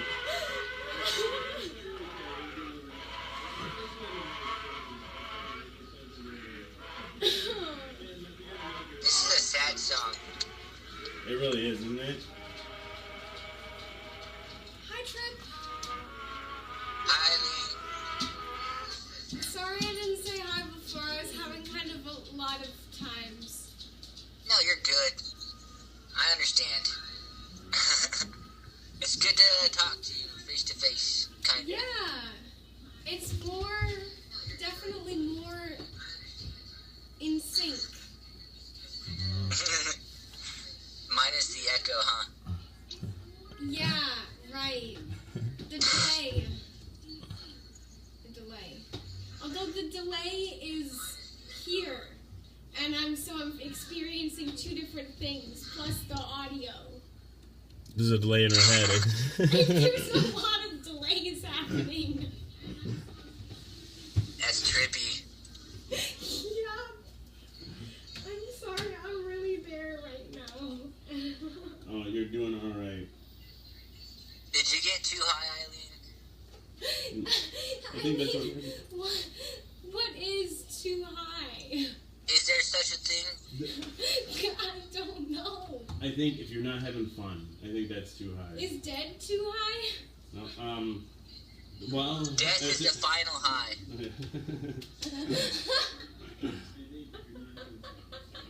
That's beautiful. That's not beautiful. I should not think that's beautiful. Yeah, it's true though.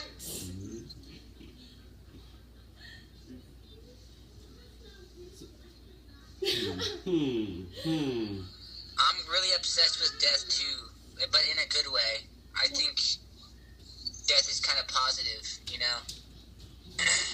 I feel like it's terrorized me my whole life.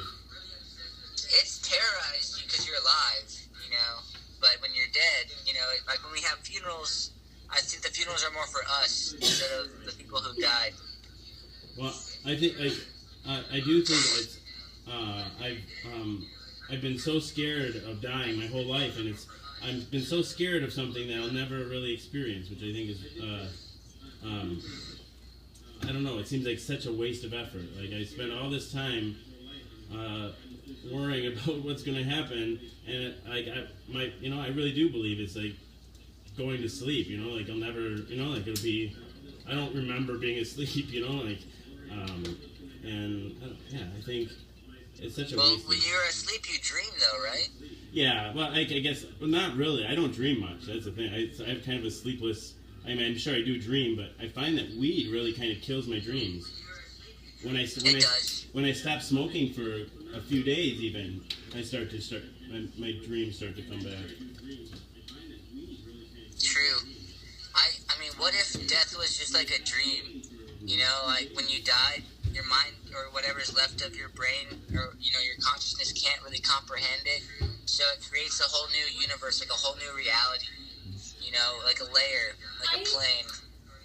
I saw this meme online that said, what if when you die you wake up holding a bong and your alien friend is asking you, how was it? That's great, dude. That's that's what I think. It's like a DMT trip. Right? See, I'm of the belief that like our consciousness arises from like the activity in our brain, and I feel like when we're dead, our brain immediately starts to decompose, and I really do feel like it's like a product of the activity of our brain. It's sort of like an engine's able to produce force, by through combustion. Like if you tear apart the engine. Jason, I have you heard of the 0 point theory? I don't think so. It's like, what if our brains are just like radio towers and we're immersed in consciousness? It's like all around us. And like consciousness is like, like radio waves. It's like we can tune into different channels of consciousness through various drugs or meditation methods. And like, really we're just like, there's all this, reality going on around us, but we can't tune into it because our brains are only on a certain channel. So it's like consciousness is really something that we're immersed in. Everything is conscious. Even the electrons and the particles, they're all doing something almost intelligently. Like you've looked at quantum physics and you've seen like the double slit experiment where the electrons just turn from like waves to particles. It's like, and it's based intimately on our observation. Like us being aware of the particle makes it solid or a wave. So what if our minds are just, radio receptors? It's like an antenna, and consciousness is just being emitted through the space. Like what if the Big Bang was just this spark of consciousness, and everything just kind of becomes out of that, and we create our reality through the experiences that we have. One of the things, like before I was a nurse, I worked as a nursing assistant, and I worked in this a home for Alzheimer's patients, and they had like some 50 patients, right? And then that's where I really started to think about like the brain is like where is it, as their brains slowly deteriorate, like they lose parts of their personality, like they lose parts of themselves, of who they were. And I don't know, like I really thought of it like in a religious context. It's like, well, like what happens to these people? Like, does part of their brain go to hell, like part of their personality, or heaven? Does it sit there and wait for them? Like, do they slowly, I never believed in, but it's just like, I don't know, I think, and then, I don't know, I just feel like, it's like a void, maybe. Like, there's probably like an empty space, of just like where, like, there's a part of you that exists somewhere out there, in the universe, and out there could just be in here. It's like time and space are connected. The the further out we look into space, the further into the past we look. The closer to our perception, our bodies, our heartbeat, our breath, that's how we get to the present moment. That's, meditation. It tells you to be in the here and now. But then our minds, our imaginations, that's what creates the future. So it's like these people who've lived a whole lifetime, and grown up and, have these experiences, and then all of a sudden they have these brain, abnormalities, and they lose that memory, they lose that consciousness. It's still there, imprinted in time. And even after we die, we live on in other people's memories. That's why the ancient Egyptians built pyramids and stuff like that, so they'd be remembered by the people. And so it's like once you forget someone's name, once you forget who they were, their experience, they're gone. They're erased from history. But you live on through other people's consciousness, and you can still affect people long after you're dead. Like I can still remember my grandpa, what he would tell me in certain situations. Oh yeah, sometimes I feel like I'm just a cheap imitation of my mom. Like I always like to tell people, like if you like anything about me, you love my mom, because I'm just like like I said, like just I don't know. Yeah. So I guess one part where I would agree with you is that I don't necessarily think consciousness. I feel like more like consciousness arises from us rather than something that comes from the outside. But I do think that there's more and more science that's suggesting it too, is that consciousness is a quantum process. It's a macro quantum process. So most of the time when we see the effects of quantum mechanics, they're really in the nano scale, like at the quantum scale, like really tiny particles, individual atoms, and you don't, when you get to more complex states, like you don't see us actually existing in two places at once. Like we don't turn into a wave and part of us come out, like that. But when we zoom out, we probably do. Yeah. It's like I think like I don't think that we're supposed. Like we don't. I don't think in general we don't see a lot of macro quantum effects, but consciousness might be one of those things. Like it might be like because most of the time, like to create quantum effects, scientists have to create really special conditions. Like you can't have it like in a warm, wet area like the brain, right? But the complexity and number of connections, and there's some evidence of like these quantum tube. I don't know. I'd have to look up the article, but they're serious. I hear what you're saying, though, definitely, and that's a valid argument too. I mean, no one can really prove that right now. One way, or what I'm saying, one way or the other. I think though science is actually, got strong evidence for both arguments. Like what you're saying. I don't like putting labels on people, but I was a philosophy major, so like people who think that all of reality can be reduced to the physical is someone's called a monist. It means mono, one. So you reduce reality to like the physical, parts of the brain. And I learned this from this class. We compared minds and brains and computers. Like, what's the difference between a mind? What's the difference between a brain? What's the difference between a computer? They're all kind of the same, and they operate in a similar way. So it's like that's something that a lot of people are arguing for because it's simple, but there are still some really tough questions that a lot of people can't really It's like you gotta bite a big bullet if you want to accept that you're a monist, because let me see.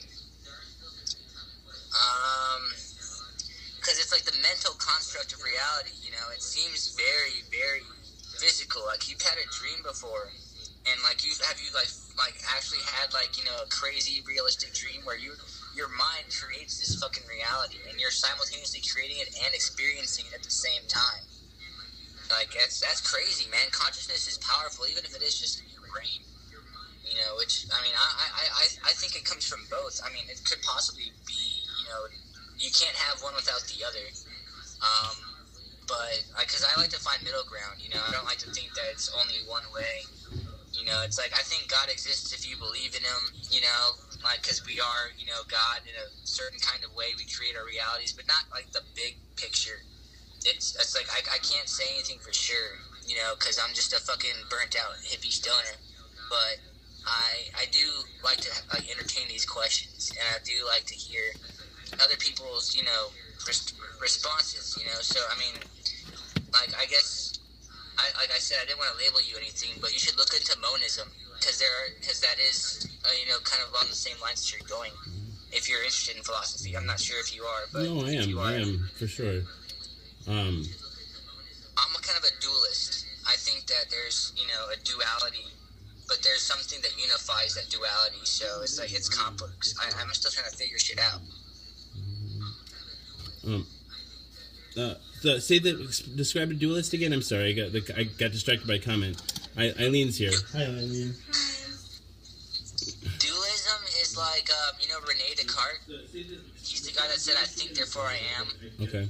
And he kind of came up with the mind-body problem. Like the mind is like kind of like a reality in and of itself, and you can immerse yourself within your own mind. You can create realities within your own mind, and that you know can mimic the physical world. And you know, for all we know, we could be inside of just some giant mind right now.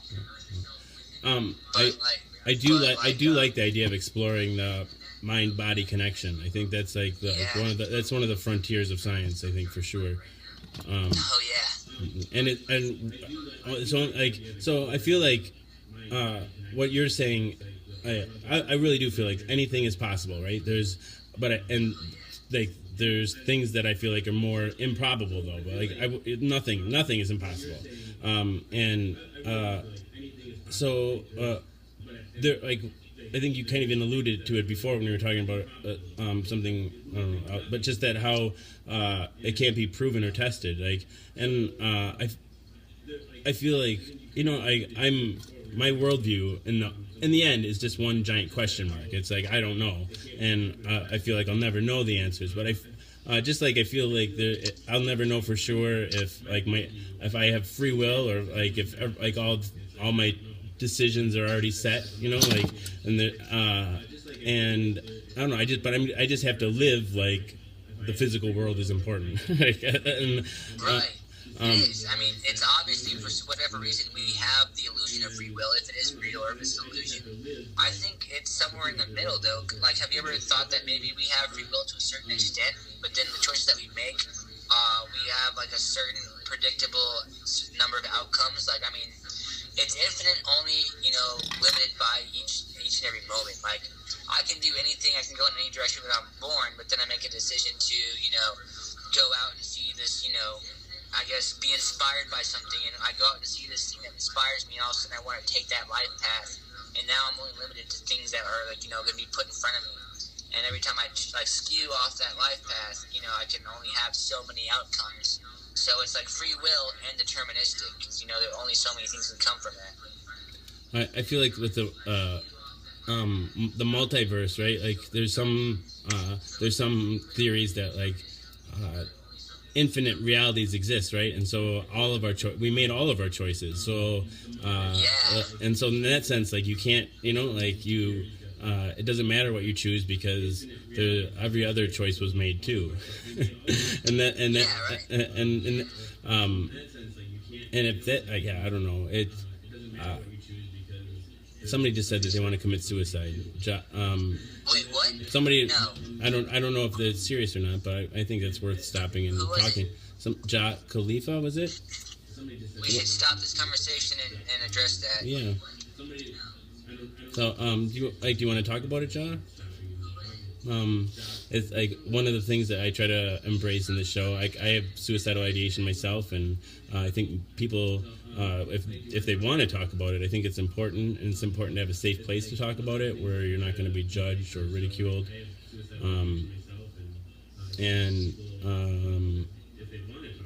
I think people. I was actually suicidal not like about a month ago, you know. I understand that feeling, you know, but life gets better. You know, you have to hang in through the hard times. I know times can be really tough. Times can be like God damn it, you know, it's like you just want to die because you think it's going to be easy, but then you just pass your problems on to other people, you know? And that's not fair, you know? You don't want to leave that kind of, you know, lasting effect on someone. You can really traumatize someone after just doing that, you know, and, You know, I think suicide's, you know, a basic human right, and I believe in assisted suicide, but only if like you've made peace with what you're leaving behind. You know, and like it sucks. I don't like being an asshole and telling you that you're selfish when you want to kill yourself, but I mean, you have to think about other people. You know, you have to think about, you know, your brothers, your sisters, your friends, your mother, your father, even if you're mad at them. You know, what do you think, Jason? I guess I think I always err on the side of not telling people what to do. Like I think I always try to bring it back to my own experience, like, and other people is why I haven't committed suicide, right? I think specifically my kids, like I don't want to traumatize them, but you know, I wouldn't. I'd like to think that if I did kill myself, that people would forgive me. Some people wouldn't be able to. I don't know if my kids would be able to.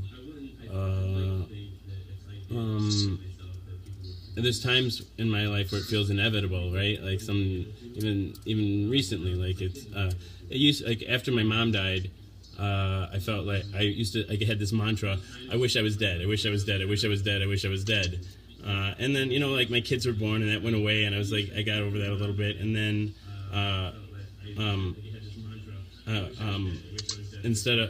and then once I got the HIV, I didn't say I wish I was dead anymore. I'm like, I'm going to kill myself. I'm going to kill myself, and I'm going to kill myself. Like that was my new mantra, and it just like and it just felt like it felt like inevitable. Like this is like I just can't live with this, right? And then I don't know. I just think the people that do end up committing suicide, like there's so much shame and ridicule put on them, and like it does, like they do, like it does cause a lot of pain. But I don't think it's a selfish act. It's a really difficult act, and I like the suffering that people must be in is like to do it.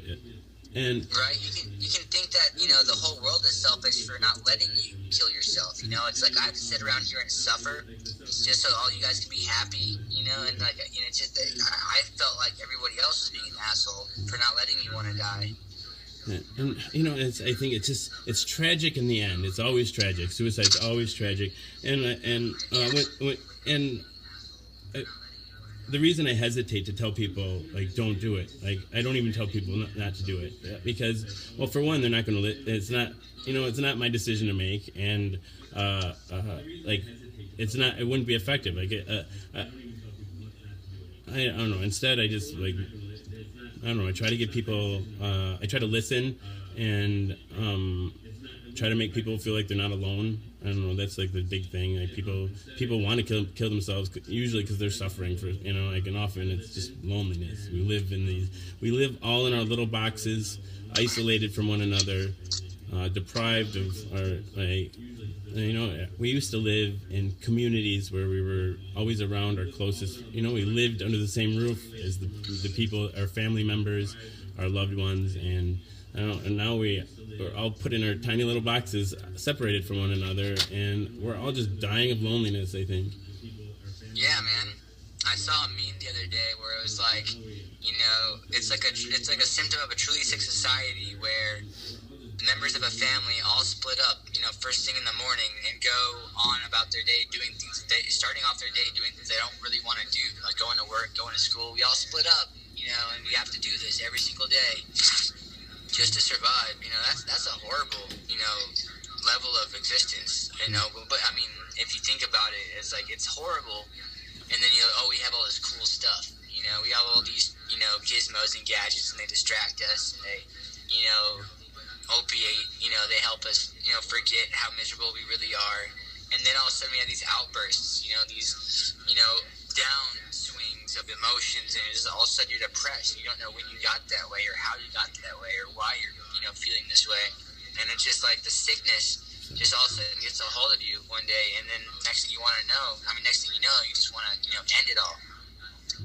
But I mean, I believe that there's healing that can happen, you know. I mean, just like you're taking your medicine, that's hopefully, you know, gonna heal your body. But you know, if you reduce the stress that you're under on a daily basis, you know, and if you remember your blessings, or you remember what you're grateful for, and you're able to make meaningful impacts on people's lives, like you are doing, Jason. Like you're making positive, meaningful impacts on people's life, every day.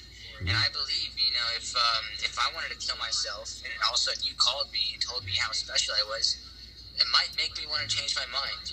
You might actually have, that power, and I wouldn't sell that short.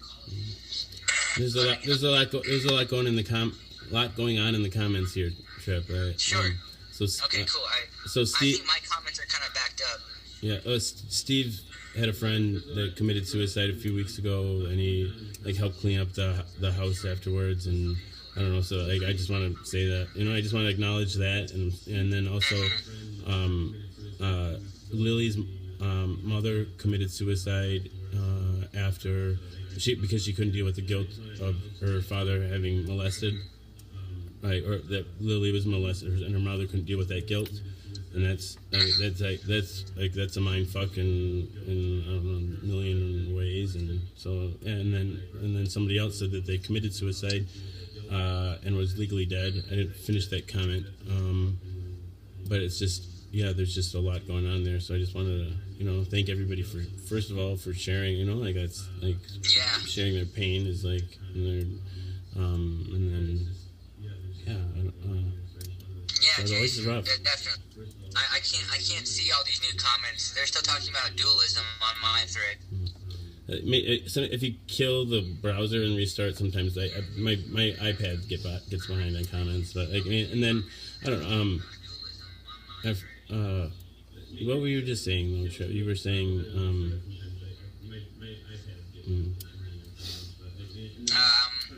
I was just saying that, the disease of our culture, it makes us sick, and you don't really know where it's coming from, or how it got there. We're enjoying reveling around in the sickness, watching TV, numbing our emotions, not feeling our emotions, not understanding where they're coming from, being ashamed of how we feel, stuffing everything down, not communicating, getting wrapped up in ego. Like I saw this other meme, in this tribe, someone who makes a mistake in the tribe, everyone in the tribe gathers around him and tells that one person who made a mistake everything that they did, everything positive that they did, and reminds them that you're a good person, you're not a bad person, you made a mistake, and that's okay, but we as a community want you to know that, mistakes are how you learn and how you grow. Life is just one mistake after another, if you learn from those mistakes, that's progress, but, if you keep making the same mistake over and over again because you or the community at large fails to recognize that or doesn't know how to address it properly, it makes you feel ashamed, and that leads you to even more burying of emotions. That's not healthy. I think medicine comes in all shapes and forms, and definitely knowing how to communicate, knowing how to express your emotions, knowing how to feel shame and move on from all that definitely helps, and it takes a tribe.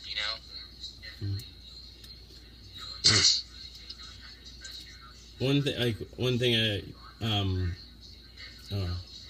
when you were talking about the society, how we I'm paraphrasing. Culture. Yeah, and just how we use the tools, we get absorbed in our devices and computer, and that keeps us even more isolated. I just wanted to make the point, I think there's promise too in our tools, I agree. Right now, just like this, us together, and this is, since just doing the show and interacting with people. Because I was kind of addicted to Facebook, or used it a lot before the show too. Just memes and interacting with groups but I didn't get the same level of fulfillment from this. I really feel real support from you guys. And I think it's just an example of how it really, maybe there's hope that it'll eventually bring us together too. If we use it right. We have to learn how to use it, in a healthy way. We can interact socially in healthy ways and in unhealthy ways. the same thing can go with this. You can troll people. You can stalk people online. You can do a lot of like unproductive, unhealthy, shameful shit on social media. But you can also do some really good shit too.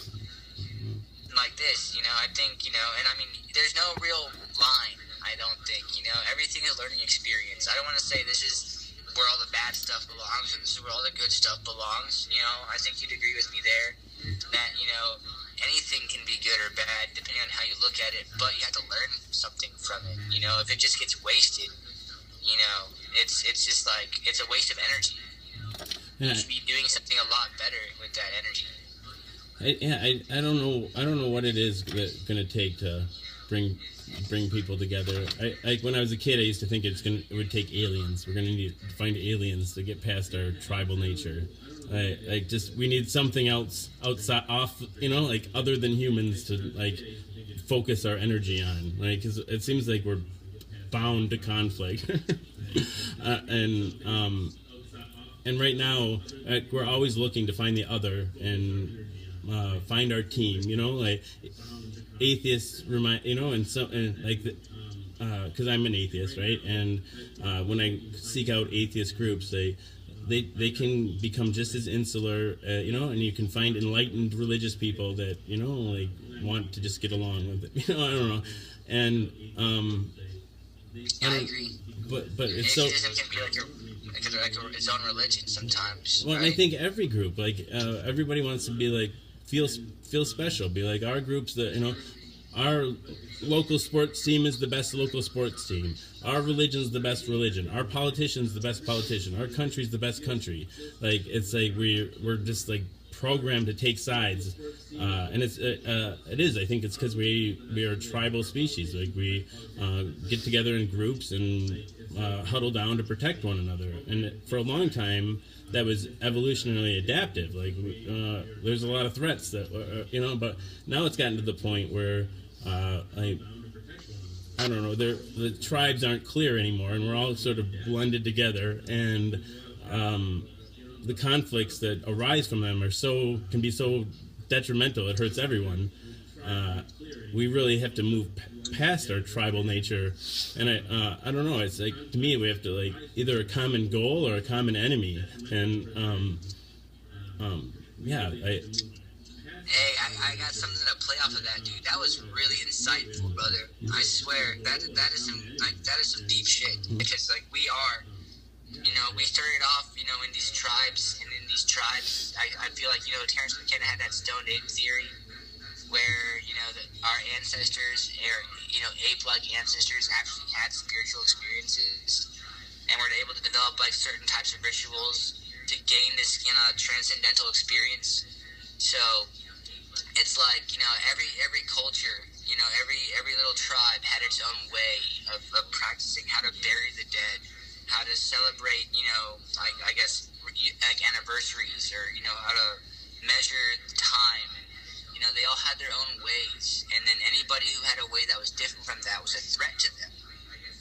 Because, language, even how we communicate, was just like different. And it's like, what are they, they're interpreting reality in a completely different way. That's threatening to our power structure. That's threatening to, how we feel safe and secure. Because, there's probably only a few wise men in the tribe, and, they had all the power. They had all the support of the, community, because they were smarter than everybody else. They somehow managed to figure shit out a little bit faster. So when they were threatened by other tribes' powers, sources, or, like kings or, chiefs, they would go to war. And we still have that today. It's like Democrats have their own way of interpreting the world. Republicans have their own way of interpreting the world. Christians, Muslims. But, the more awoken community kind of sees beyond that. It's like, well, hey, we're all kind of just saying the same thing in different ways. It's like, there's nothing to really be afraid of. We should be embracing the differences. The scapegoat shouldn't be the person who's different. The scapegoat should be ourselves for fearing the difference. We should be looking at ourselves and be like, why am I threatened by this? Just because this person's acting crazy doesn't make them crazy. That means there's something wrong with me. That means I can't myself, and that's how, one person will try to grow or stay the same. The status quo of society is like society at large not wanting to grow, not wanting to shift because it's comfortable just, being right where they are. Good night, Lily. Good night. I wish. Good night. Good night, Lily. Yeah. Dang it, Doc. Good night, Lily. Good night, Lily. Dang it, Doc.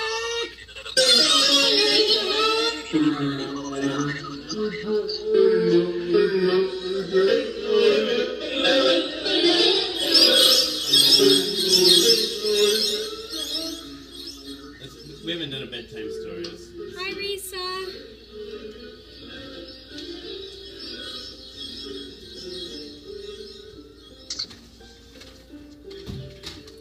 Nicole I wants to see pick you. your brain. I see you, Eileen. Hi. How's it going? Good. After How are story you? time, you can pick my brain. I'm good. Dang it, Doc. Am I in your story time way? No, you're perfectly fine.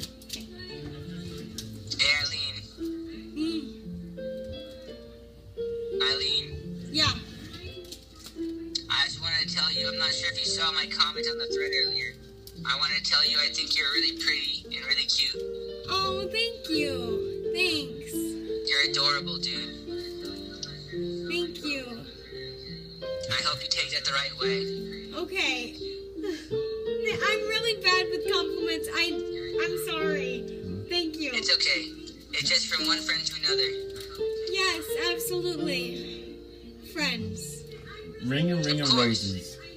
Ring a roses. A pocket full of posies. A tissue. We all fall down. This rhyme, the accompaniment of one of the most popular of nursery ring games, first appeared in print surprisingly late in Kate Greenaway's Mother Goose, 1881. It is widely believed that it is associated with the Great Plague. The roses, referring to the rosy rash, which was one of the symptoms of the plague. The posies, the herbs and spices carried as protection against the infection, and still carried ritually as an antidote to gowel fever by old Billy judges at the opening of each session. And the sneezing, a final fatal symptom before falling down dead. The editors of the Oxford Dictionary of Nursery Rhymes are dismissive of this interpretation, but the belief is so widely and so strongly held that even if unfounded, it is now popular myth. One more. Good night, Lily. Good night, Lily. Sing a song of sixpence. Sing a song of sixpence. A pocket full of rye. 24 blackbirds baked in a pie. When the pie was open, the birds began to sing. Was not that a dainty dish to set before the king? The king was in his counting house, counting out his money. The queen was in the parlor, eating bread and honey. The maid was in the garden, hanging out the clothes. There came a little blackbird and snipped off her nose. I wasn't expecting that. Sorry. Doing it back. Okay. Hi, Brian.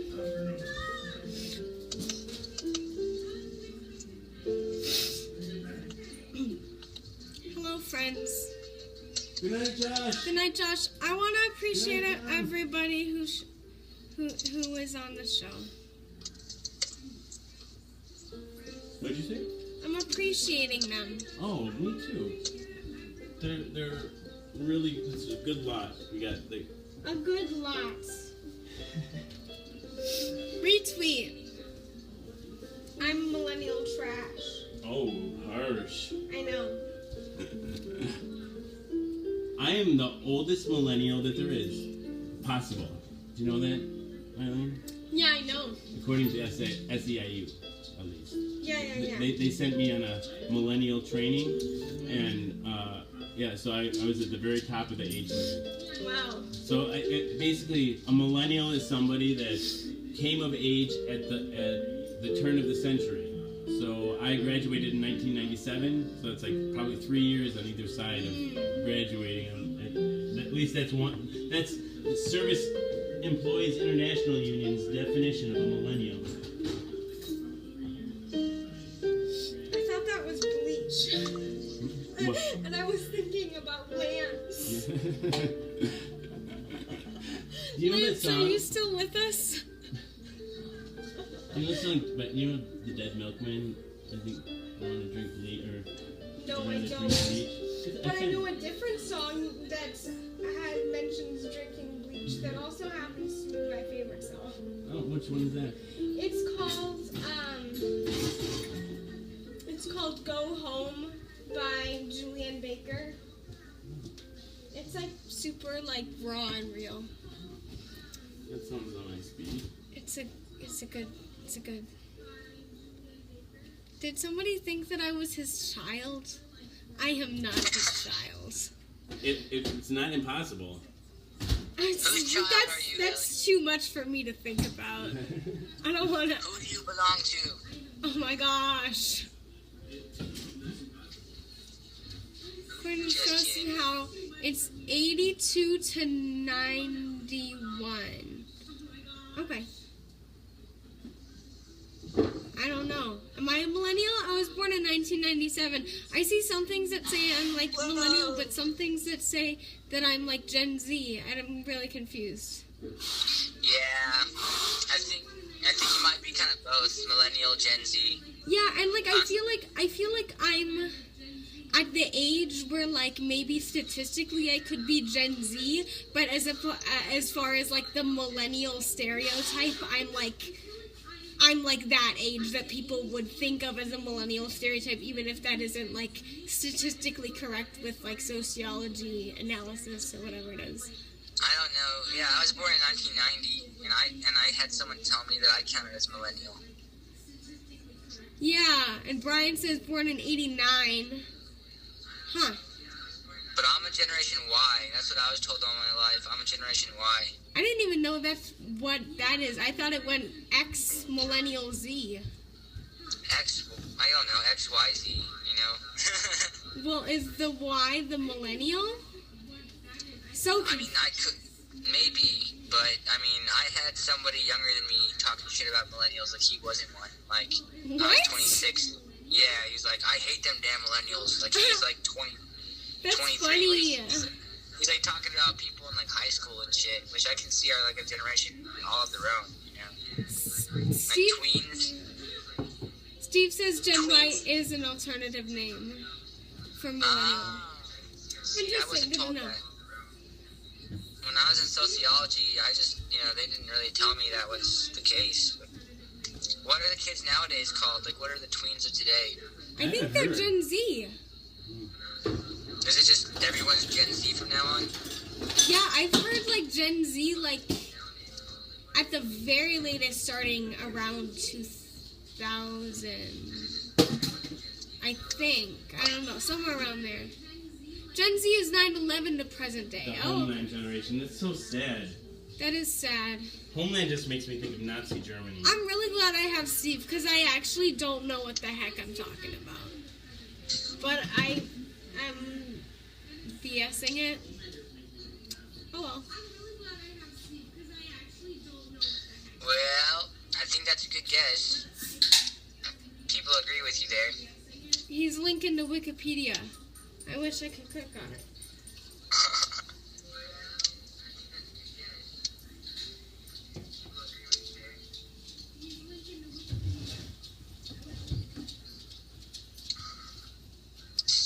Hey, did you get a chance to read that long-ass comment I left? I missed it. I didn't see it. Can I explain it to you guys, or would you rather do something else? No, go ahead. Alright, give me 1 second.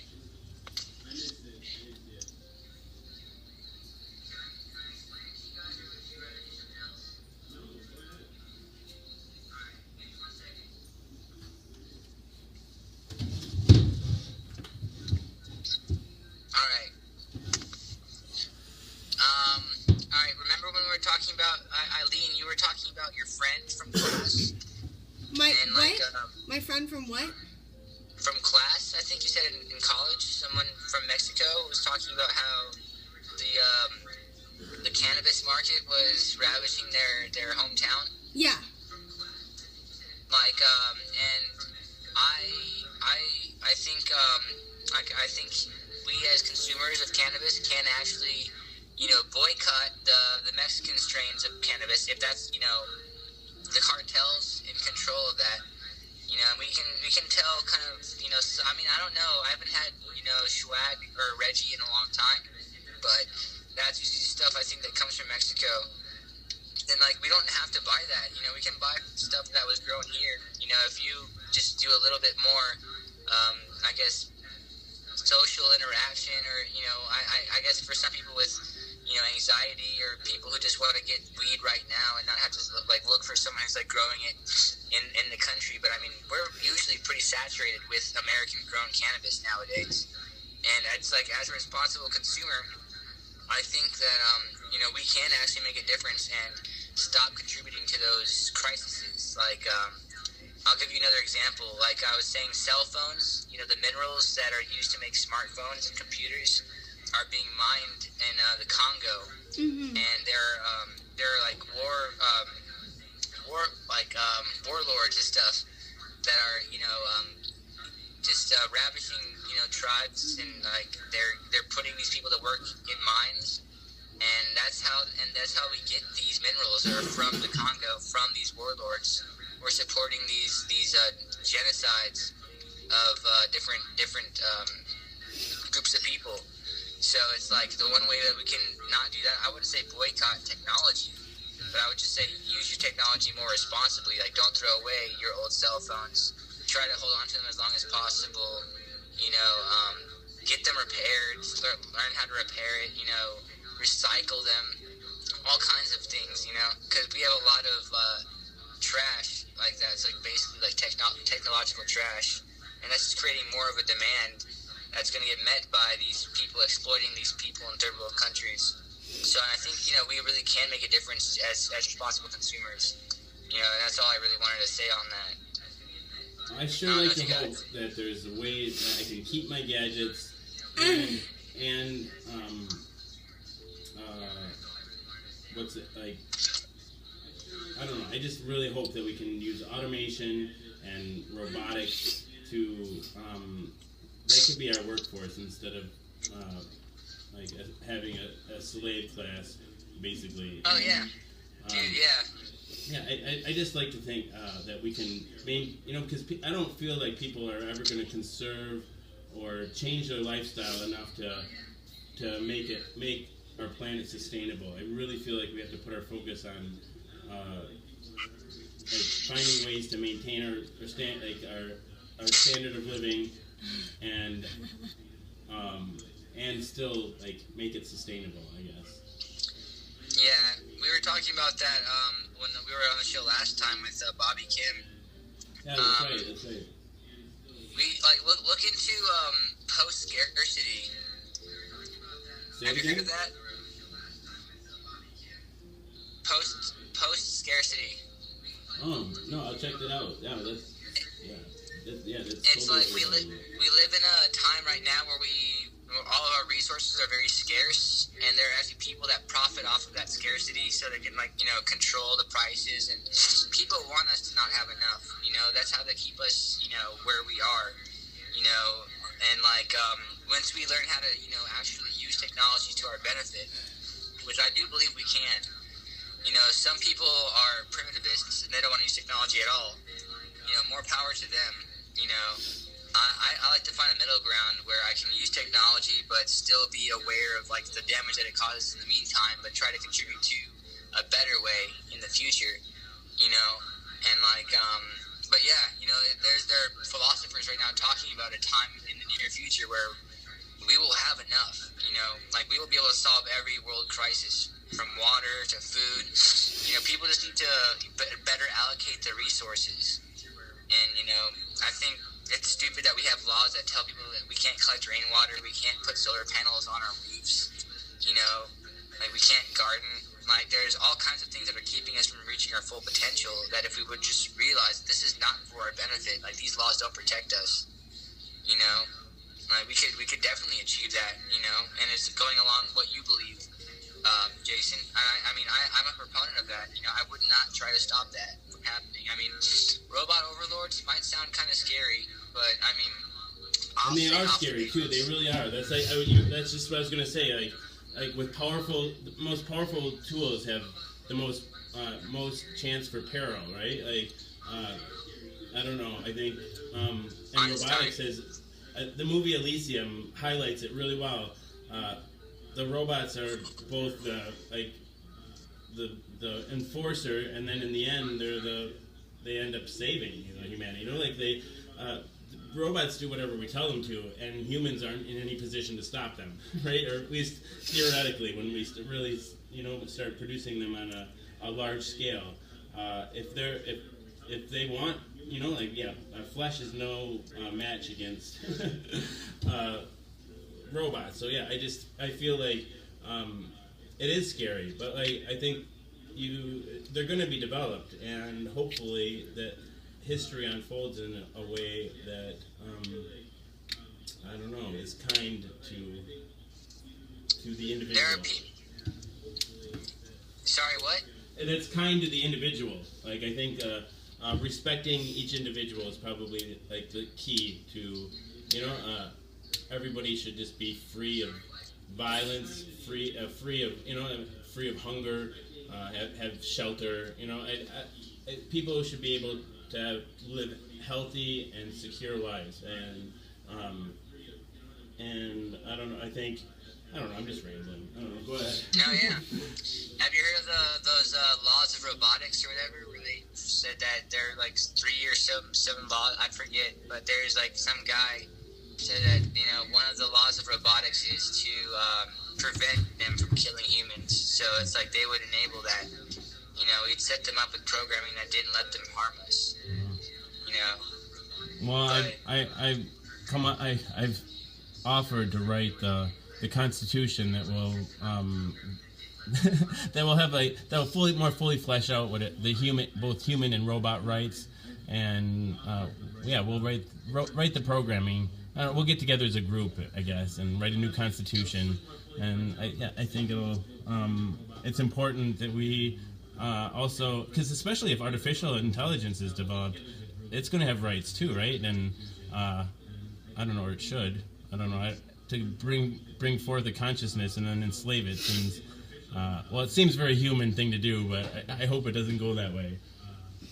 Yeah, well, I mean, if you think about it, we're trying to keep them subservient to us. If we're trying to, we give them rights. It's like, I mean, everyone, has rights. You got to fight for your rights. We don't know our rights weren't given to us.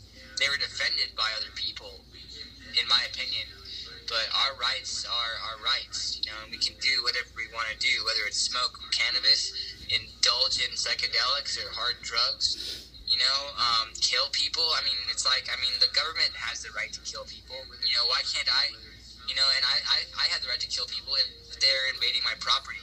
But then it's like, there's people can say that, you were a threat to me, when I was outside, and I had a gun. Okay, now I'm rambling.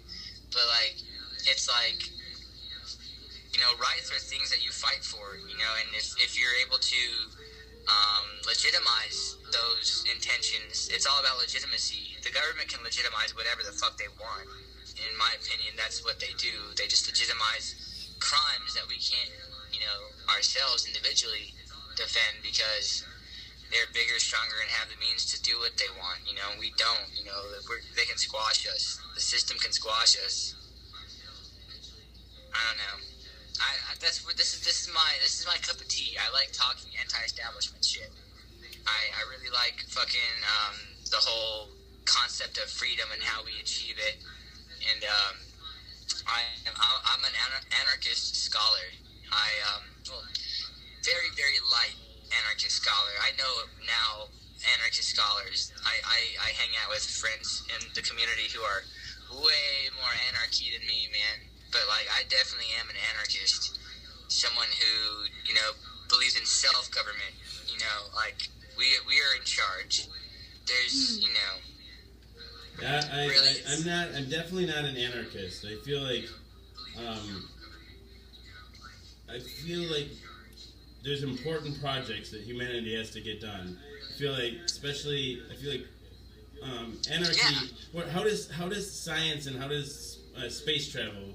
Like, I don't know. I just worry that it doesn't get sheltered through the revolution. Well, I mean, government's only gotten us so far, but I mean, the rocket ship that could land itself was developed by a private company. You know, they got private funding from that. They didn't get government funding from that. You know, that was an get government achievement. grants for that. There's a lot of that stuff. I think, Look into it, man. I think the majority of it came from private. Well, I mean, there are people, you know, and I think, you know, the resources are better allocated when it's just the people. You know, government will take your money and channel it into all kinds of shit. And, like, in third world countries, I mean, America's probably got the most functioning government. You know, like, we've got the almost the best one, but, I mean, at what cost? You know, they're surveilling us. For-profit space is not it's a non sequitur or it's not really possible for space travel to generate money right now unless your customer is the government, and then it's just you're basically paying a company I really don't like the private. I really think that things are more efficiently done, especially big projects like prisons, space travel, hospitals. I think the private industry has shown malfeasance, incompetence. I don't know. There's I agree with you, man. The private industry is bullshit right now. Mm-hmm. I mean, I'm don't get me wrong. I think private prisons are awful. I think private companies, corporations, are completely, they have more rights than most people do, and that's wrong. Because they are considered people now. Yeah. Like, actually, like...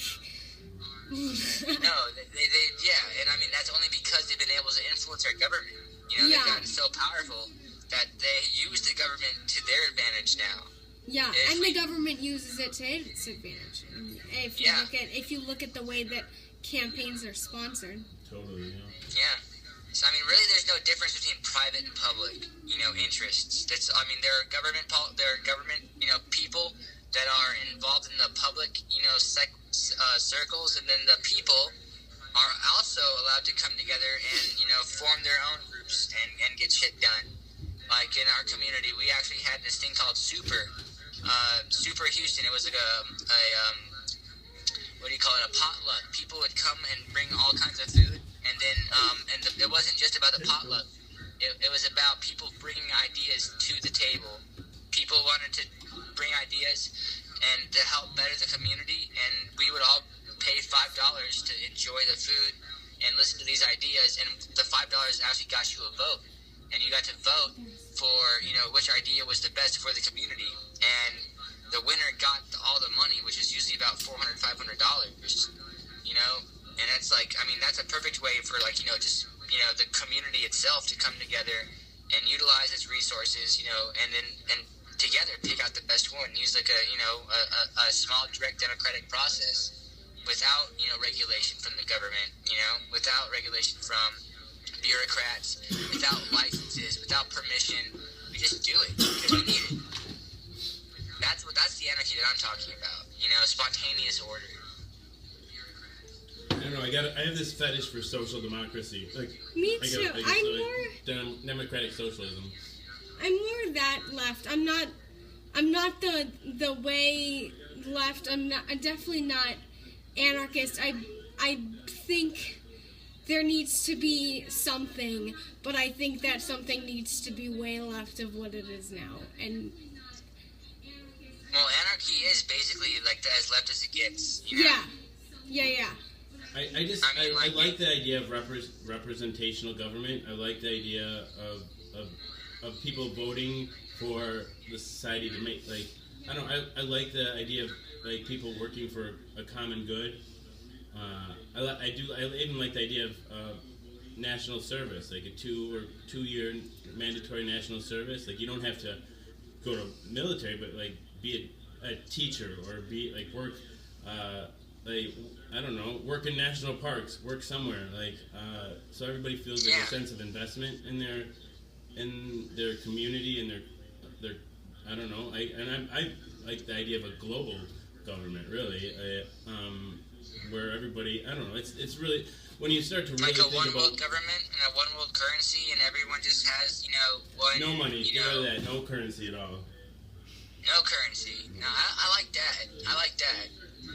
I mean, I think everything that you guys think and, want can be achieved through, a type of, anarchist community. And, I mean, it's like...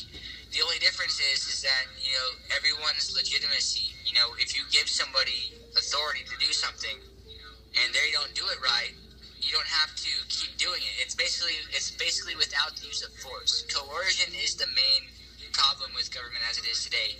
Government today can force you to do anything, force you to pay taxes for things that that don't benefit you anymore. They can force you to follow laws that don't protect you. They coerce you with violence. A government basically is a monopoly on the use of force within a certain area. And I mean, I don't agree with that. I think that if I feel like I can protect my family by myself, then I should be able to do that. They shouldn't be able to come and tell me, hey, this land that's not being occupied but by no one but you have to now pay taxes on this land. It's like, I've been on this land for 5 years. I've got a family here. I'm, growing stuff. I'm raising cattle. I'm not doing anything wrong. You should be able to force me to pay for a war that I don't want to be a part of, that's not even going on in my backyard.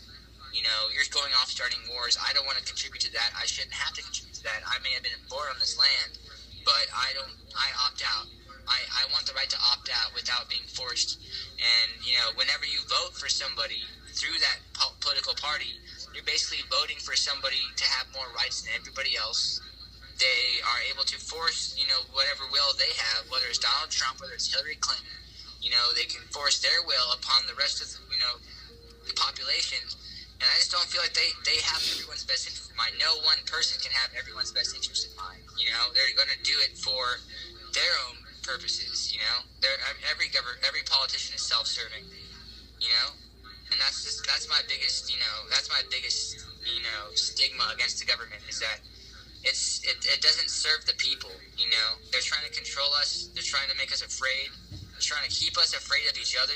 They're putting wedges between us when we could be working together, classes, races, religions. They're all just trying to keep us separated, and I don't like that. Yeah, I don't know how you bring people together. That's the big thing. Like, like if you could organize,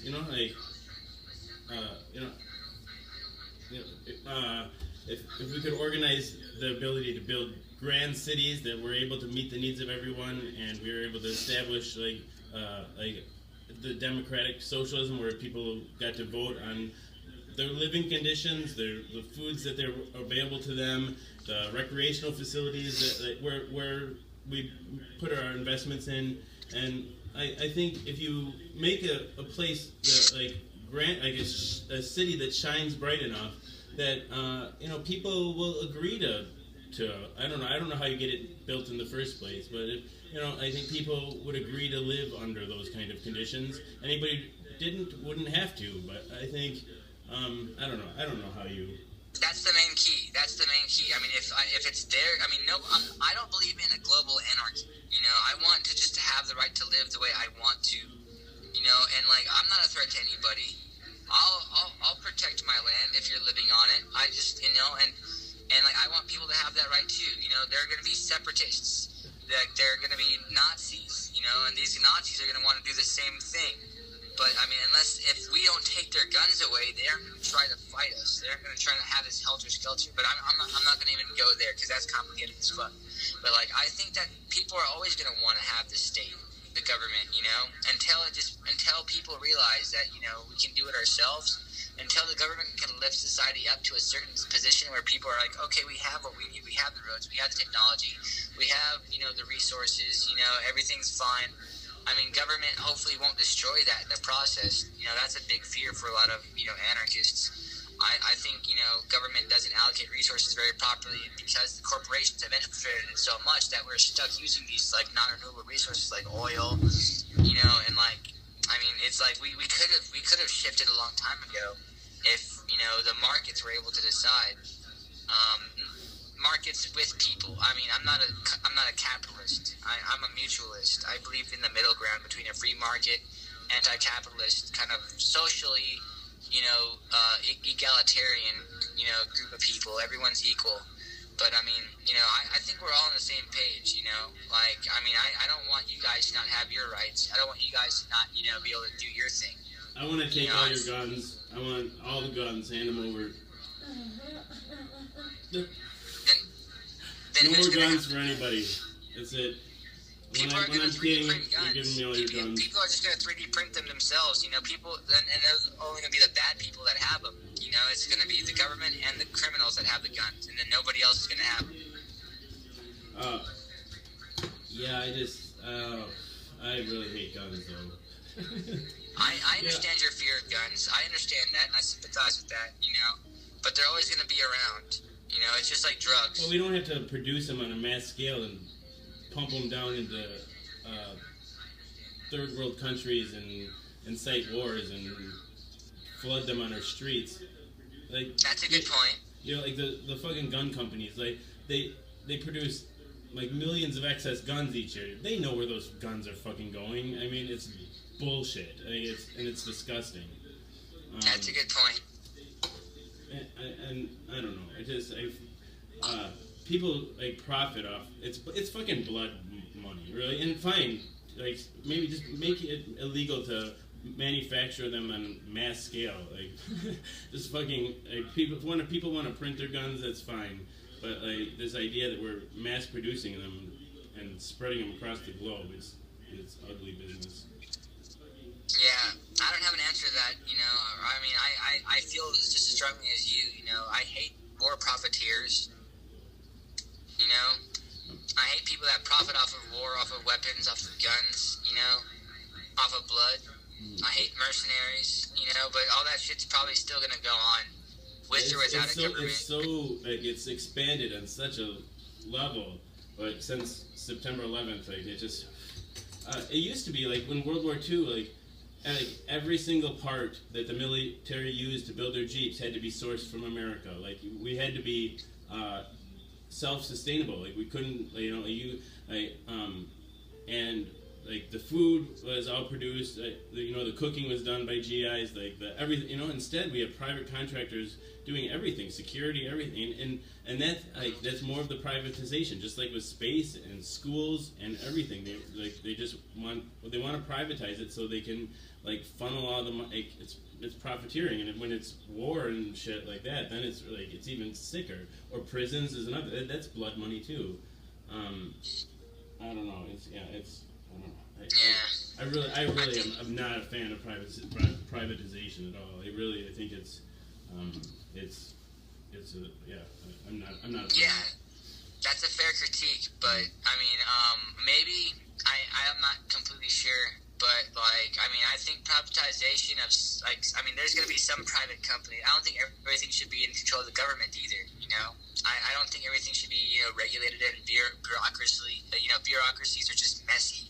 It takes so much time to do stuff. I think if people want to do something, they should just be able to do it. And like if they're not doing it right, then the people will realize, oh shit, this is not a good product.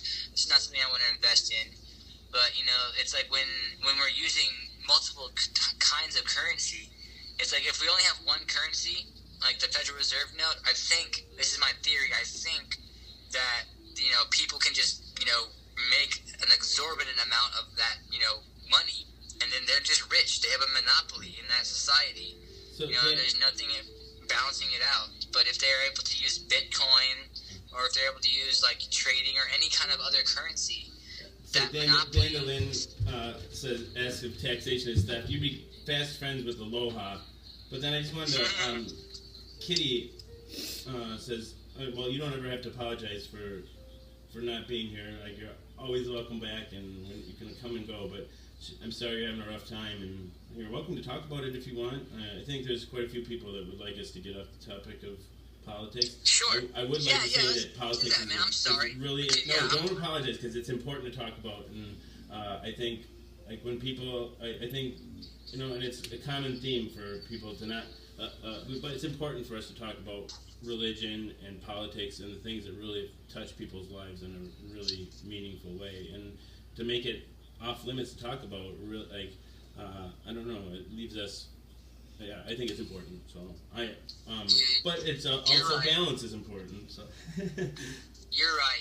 Hey, thank you guys for listening to this. By the way, I hope you got something out of it. I appreciate you, Jason, for letting me have my soapbox. And respectfully engaging me in this conversation. It was really enriching. For me to hear your perspective. I hope. The same. Likewise, like I love to hear different perspectives. It's important. I like to just have the discussion just so I can hear myself out loud, and because sometimes I don't agree. Like I hear myself and I'll be like, oh, that's not. Especially with the echo chamber, I can hear it with a little delay, and I'm like, yeah, that guy doesn't know what he's talking about. It's me. So yeah, no, it's good to hear your own voice. It's good to hear, or it's good for me to hear my own voice, and it's good for me to hear other people's voices too. And I think no one. I'm not certain in my answers. Like I have convictions, but that doesn't. I'm definitely open to other ideas. I've got an idea. Yeah. Let's talk about something trippy. Mm-hmm. Oh, I can't wait. I'm hoping to be able to trip sometime soon. I think Yeah. I'll be able to. I think I'll invite you on next, and you can be my babysitter next time I'm tripping. I would love to, dude. I seriously, that's like that's what I'd love to contribute to, and like just to have wild and crazy deep conversations. I might microdose. I took some DMT today, and I had this great hour-long trip because I mixed it with a Syrian rue, and it was good medicine. Oh, and you totally can. You could trip too. Like that's. I don't really need a babysitter. A trip partner would be just as good. I'm yeah, there's not much I can do. Jason, don't touch that candle. No, don't do it. No. Yeah, right.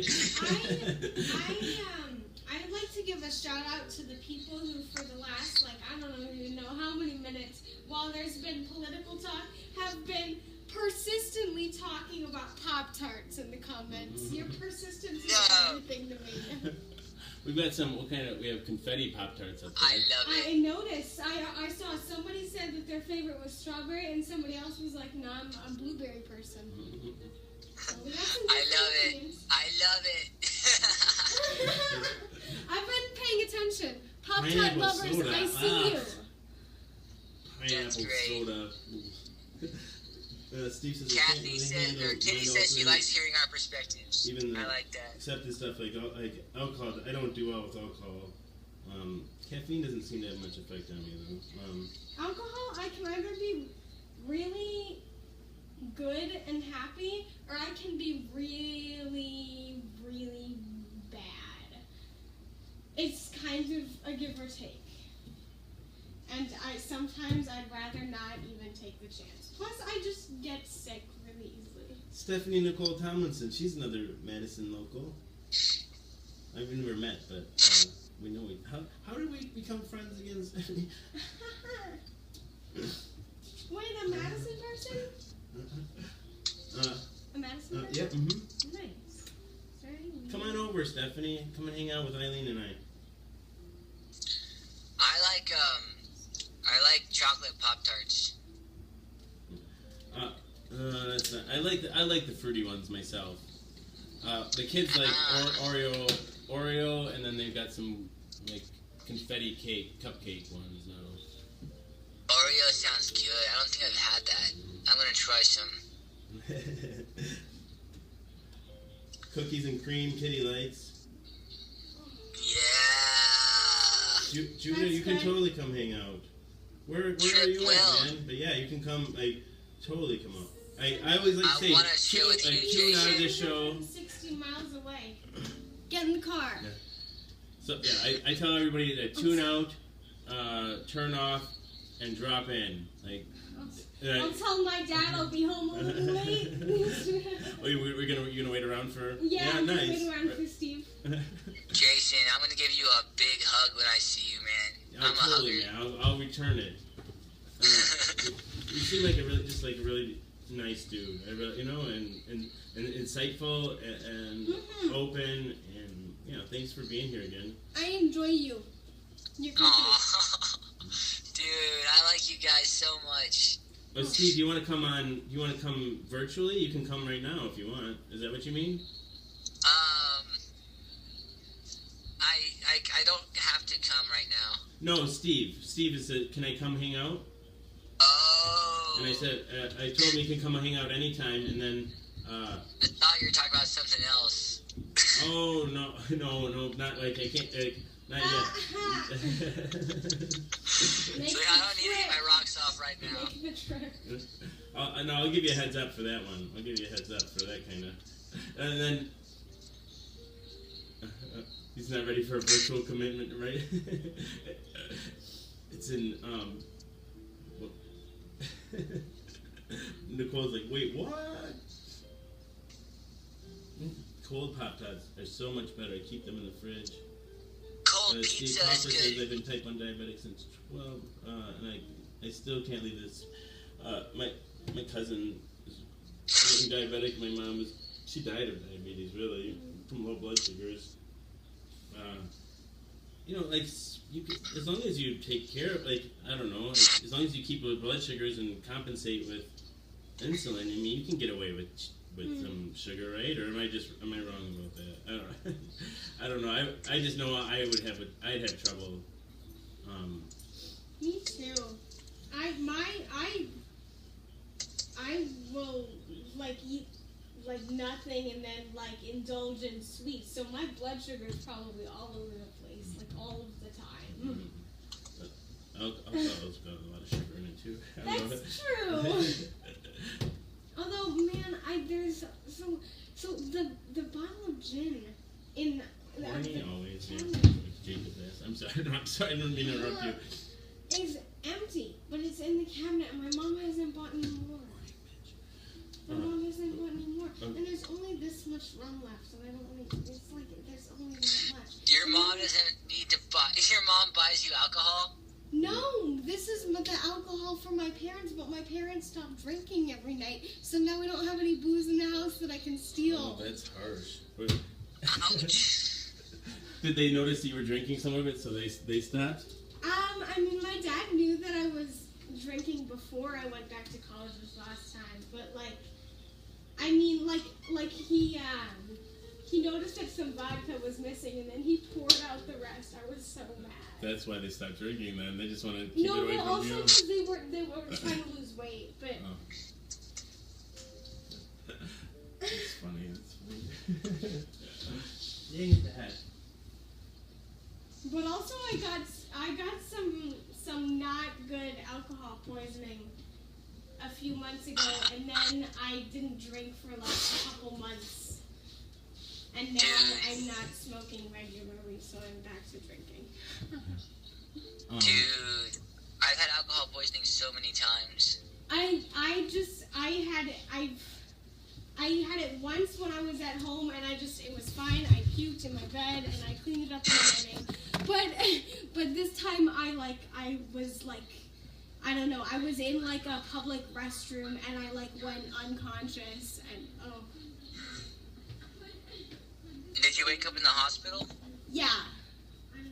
Yeah, I woke up in the hospital for them transferring me to another hospital, because after that. She's fine. After that, they had sort of cleared out the alcohol and stuff. They discovered that my hemoglobin was half what it should be, because I had been bleeding. And yeah. You were bleeding? You're bleeding? bleeding? In my intestine. So I was really anemic. So they had to give me a blood transfusion. It was a lot. I had to miss a lot of college. not a lot of college, but like I missed like 3 days of college, and that's a lot when you're a college student, because 3 days is like 3 months of homework. Dude, yeah, I feel that. Yeah. So, how many days of college did you miss because you were out of commission? I mean, I missed 3 days for that, but I also, so like, okay, so like I was originally starting college in 2015 as part of the class of 2019, and then I missed a week because I was in the hospital. I missed welcome week because I was in the psych ward, and then I was fine for a little bit, and then a month into school, my best friend committed suicide, and I went back to the psych ward, and then I left college for the entire year, and then I tried again in 2016. Dude, that's crazy. I tried again in 2016, and I made it all the way until April, and then I ended up back in the hospital, and then came back home, and now I'm here. So it's been 2 years, and I haven't made a freshman year yet. It's been a long time. You're still a freshman?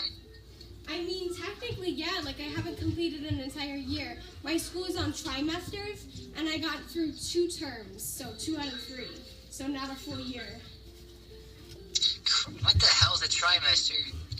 It's like a semester, but there's 3 of them in a year instead of 2. Are they shorter? Hmm? Are they shorter?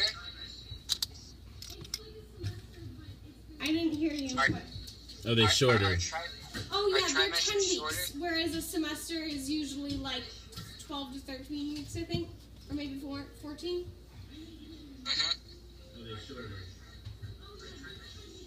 Hey Jason, do you want these? Guys, I've been holding them for I don't even know how Thank long. you. Oh, thank you. Thank you. Boy, it's so nice to have somebody here to, like, the shit's always falling, and then having to climb up and down. It's so nice. Come on. Eileen, I'm really sorry to hear all that. That sounds really stressful. You must associate school with a lot of stress now, huh? I have had a time. Do you plan to go back anytime soon? Huh? Do you plan to go back anytime soon? I don't know. In the perfect world, I would, but I don't know if I am going to be able to. What were you going to school for? Psychology. I was gonna be, a therapist. That's cool. I want to do that. I want to get my major in therapy. Yeah, it's a cool concept. How to help people. I want to be able to get into psychedelic research. Like I want to use like psilocybin, ayahuasca, and eventually crystalline DMT to treat like anxiety, depression, PTSD, Yeah, man. drug addiction. I've got a friend who's actually in. He's going to school to get his like family therapist license, and then he's going to get a chemical dependency, license, so he can kind of treat people with addiction. And then he's going to work for MAPS, the Multidisciplinary Association for Psychedelic Research, and he's going to help get MDMA, ecstasy, in the door as a medicine for people with PTSD and relationship problems. No, it makes a lot of sense especially for PTSD, because like they put people back in the situation, like war. They put them in virtual reality and put them back in battle, but then give them ecstasy, so they associate these feelings with like the most positive feelings you can instead of the fear. Like hopefully, like change the association. And psychiatrists have been using like other methods of hypnosis to treat especially post-traumatic stress disorder, but also things for for like centuries. So I don't know. Oh yeah, shamans have been using psychedelics since before Jesus was on Earth. If Jesus was ever on Earth. But yeah, ayahuasca's crazy, man. You guys ever hear about how they found out how to mix two like completely different plants in the Amazon together to make one psychedelic experience that both plants by themselves can't do anything, but when you mix them of all the plants in the Amazon, you get ayahuasca, and that's how you have an active DMT experience without having modern chemistry. Like, how do they know that you needed to mix it with an MAOI in order to have it digest properly in your system? I guess we had modern humans anatomically have been around I think estimates vary, but 250,000 years or something like that, right? Like they found fossil humans that old, every pot, it's sort of like monk, a thousand monkeys at typewriter, a million years, or eventually they're gonna make write Shakespeare, right? I think people mix shit together and eventually get fucked up, and then they figure out, how did I get fucked up? That's true. That's a good point. The monkeys writing on typewriters thing, but imagine all the trial and error that must have fucking happened. And they narrowed it down to just 2 ingredients, too. I mean, just the 2. What did you say? I'm sorry. And they could have just been adding extra shit in there, not knowing what it did. But they knew the exact 2 chemicals, and they said that the plants taught them. They said that they took another plant, the plant showed them these plants, and then that's how they communicated with the forest. I wonder, how the fuck did we come up with bread and shit like that? Like yeast, and I don't know. I am so dumb. How do people invent things? Well, accidents. I think it's accidents usually. Yeah. And then I don't know. It's crazy. I don't know. It's especially foods and shit. I don't know how people. I don't know. How do you cook, man? I can't cook. I can't cook. I make grilled cheese sandwiches for myself. That's about the level I'm at too. Grilled mac cheese, and cheese spaghetti. and grilled cheese. I can do spaghetti because it's Yeah, I can do spaghetti. Frozen pizzas. Well, yeah. So the frozen waffles. Yeah. Yeah. And Eggo. I can make French toast. Oh, a yes. cube. What kind of cube do you want, Daniel? Steve. Fidget. And then. Oh, I want a fidget. Nicole. Yeah, who decided lasagna couldn't be breakfast? That's a good question. Breakfast foods? Who said that, alright, this is only for morning, this is only for, lunch, and then this is Breakfast for foods dinner? are a social construct. That's some, Leslie Note level discourse right there. Oh shit, Trish wants to cook for me! Yay! Trish, I live in Tomball, Texas. Where do you live? We can meet in the middle. Chinese for breakfast. Fuck yeah, dude. I mean, I'm used to eating cold pizza for breakfast. Cold pizza's better than warm pizza sometimes, man. I love cold pizza. Never reheat pizza. Because the cold pizza is it's a brand new experience, whereas you're trying to replicate and failing to replicate the experience you had the night before. Hey, Angel wants to know if Jason took his pills yet. Yeah, I sure did. Oh, they fell. That's a I know, that's but a stunt bottle. it fell. No one's been addicted to shrooms. No one is addicted to shrooms. I know someone who got addicted to DMT, though. You could be psychologically dependent on them, I think. Psychologically dependent is different from addicted, though. I don't even believe in addiction, I don't believe in it. you can be psychologically dependent on marijuana, but it's not gonna, cause withdrawals. There's some slight withdrawals. It was the hardest thing for me to quit. Yeah, and I don't even like to think in terms of addiction. I really like to think in physical or psychological dependence. like opiates can cause some really severe physical dependence. Cigarettes can cause some physical dependence, but most of our addictions are psychological. Even the opiate, like they give, like Suboxone is a really good example. Like if you take 16 milligrams of Suboxone, it completely saturates your dopamine. But like there's people, like, users still want to take more and will take, and they'll prescribe more, but it doesn't do anything physiologically after the 16 milligrams. That's interesting. Yeah, and like people like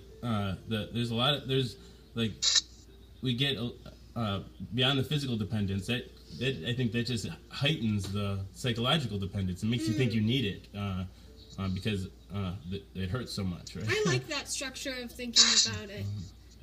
Yeah. Yeah, too bad the professionals don't adopt that. I'm a Yeah. professional. It's true. It's true, but a lot People there's decide. Like there's other people like I'm not the only person that thinks that way, but it's the exception though. yeah. The people who decide what is an addiction or what is a mental illness aren't anywhere near qualified to address those concerns. Like, they aren't the ones that are dealing with it, And they're basing it on this really flawed model, like. And an ableist one. Like I mean, yeah, like the model from the beginning isn't representative of what it should be. Yeah, like especially like the commercials that everybody's familiar with, like this is your brain and this is your brain on drugs, or like the commercials like try cocaine once and you're like it'll lead to death, like you won't be able to stop. And they base this on these rat studies where they put these rats in a cage where they could choose between like this laced water like coke and not laced water, and invariably these rats would like use it until they killed themselves, right? And then so like that's all and so then they came up with this model like once you get these chemical hooks, right? And your brain needs you to do that, like and so like this other guy was looking at this, he's like, well, it's all well and good, but like all these rats have to do is just sit in a cage and do nothing. Like their lives are miserable. Like what if we put these rats in like a rat park, like give them all the best foods, opportunities to socialize. They did that. They gave them a rat paradise. Yeah. They tried that too, and they still said they chose cocaine. No, that's the thing. They didn't choose it. Like they gave up the cocaine and re-engaged with their life, like then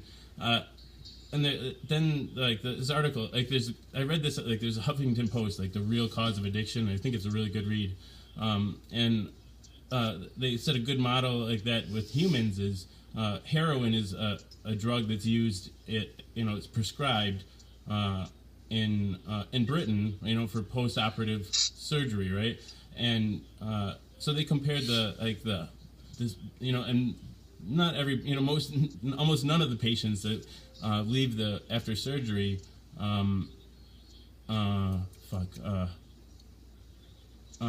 go out and become addicted to heroin.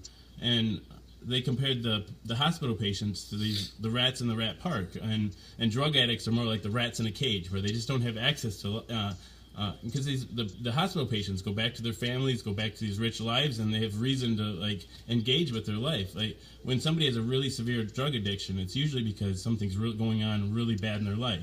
Like my opiate addiction spiraled out of control because I was grieving the death of my parents, and I think people like face poverty or abuse or all these other reasons that life is difficult, and drugs are just a symptom. They're a coping mechanism, and sure, you can develop a physical dependence, but like I think the psychological reasons for drugs, like you just need to support people, like reduce the harm of using drugs until they don't feel like they don't need them anymore. Did you guys hear that? What? Nothing. No, yeah, I think you're right, Jason. I don't know. It's complicated. Some people, I think. Maybe this is overly optimistic of me, but I think the potential is everywhere, for people to better themselves in a certain way, maybe it is too optimistic, but like a lot of people, if you just feed them enough of an addictive chemical, they're just going to be habitually dependent upon it, like trying to avoid. I mean, if you give someone enough heroin, it doesn't matter if they have like a loving, caring family, you know, a girlfriend, you know, a boyfriend, you know, whatever, you know, a good job. They'll destroy their whole life, you know, just to get that, you know, that high, because it can be that intense, especially if you're doing it intravenously. Well, I used at my peak. I was using like 50 milligrams of Dilaudid at once, which is enough to put down a horse. I think I'd wake up with needles still in my arm, and I think it wasn't until my kids were born and I had a reason to live. Like when I had a reason to live, I didn't want to do the drugs anymore. Like I knew I couldn't be a good dad and be passed out with needles in my arm. And the reason I wanted to be so dead to the world was because, you know, I was sad about my mom. And I really feel like almost every, you know, to a T, almost everybody that has addiction, like a severe addiction, has some trauma or pain in their life that they're trying to escape. And it's not, like, I think it's not the happy person that goes out and starts shooting heroin into their veins. Like, it's people trying to escape something, and then they get... Yeah, they might have had some past trauma that they haven't been dealing with. You know, you can have everything under the sun, but if you're still a sad person, and because of something that happened to you, you know, drugs are an easy answer to that, you know? And it's, you know, like, and it's really hard to, like, all those things, you have all that shit, you never know what else is going on in somebody's life, too, like, the perfect relationship can be not so perfect, but, you know, I think, everybody's got shit in their lives, unless you're really, really lucky. Stephanie says, I was raised around addicts and was so afraid of becoming one that I truly think I've built up some sort of mental block. I can do or take something and then stop with no issue, even with cigarettes. I smoke 2 packs a day for a year and then quit and be fine. But if I smoke weed, I get sick. My alcohol tolerance is insane. So I think my body chemistry is just fucked somehow. Yeah. I'm like that, you know, to a certain extent too. You know, like I used to inject IV meth. I've done cocaine IV. I've done, you know, MDMA IV. You know, I've yet to do DMT IV, but I had the opportunity like a week ago. I'd really want to try that, but like, you know, I don't do IV drugs anymore. It's been like a year since I've done that, you know, and it's, you know, it's like, I mean, I had responsibilities. I had stuff that was grounding me. I didn't really want to, you know, I had friends too that just, you know, completely went downhill and ruined their lives, you know, and like, that's, you know, I guess something, like some people just have a mental block, you know, to that type of lifestyle. They don't want to go that far, or they don't let themselves, some people are, you know, they used to think addiction was a discipline problem. Like, they used to lock alcoholics up like they were insane. Strap them to beds and give them shock treatment, you know, and we've come such a long way in psychology and modern medicine. Now we know that it's a chemical imbalance in people's brains, that they don't produce enough dopamine or serotonin naturally. So they just have predisposition to depression, you know. I think, for me,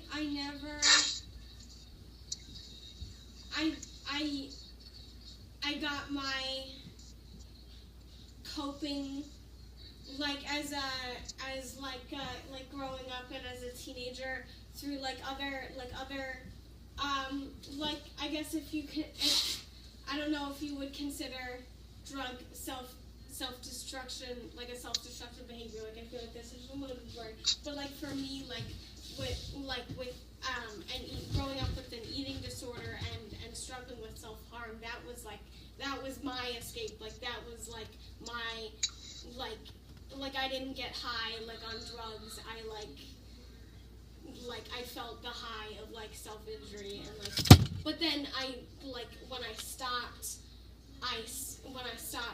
cutting myself, I felt this like a craving, like an emptiness, like a craving for some sort of thing. And I never turned to drugs, but I fantasized about like, oh my God, like what if, like maybe heroin, like I would just like, my brain would go there because I didn't have self-harm anymore. Yeah, no, that's definitely something along the same lines. You know, like I knew I wasn't doing good things to myself when I was doing that. Like I've never cut myself, but I've had, you know, friends and family that got into that, and I know that it's sort of along the same lines, but it's a completely different monster, just like eating disorders, or you know, other types of habitual, you know, like what else is there? Like food addiction.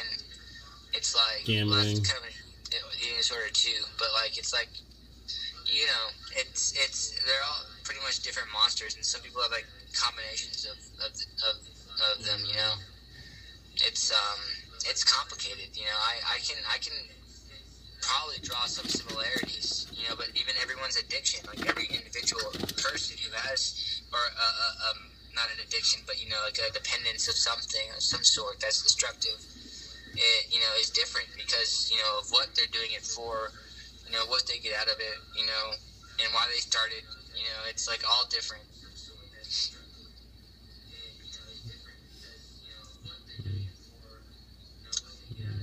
I'm just rearranging crap now. I'm probably gonna have to kick rocks soon. I gotta go to sleep. Thanks for being here, Trip. I'll be in touch.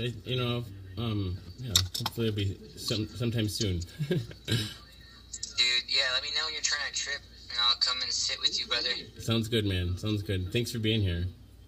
I love you guys so much. I love you too. You want to say goodbye, Annie?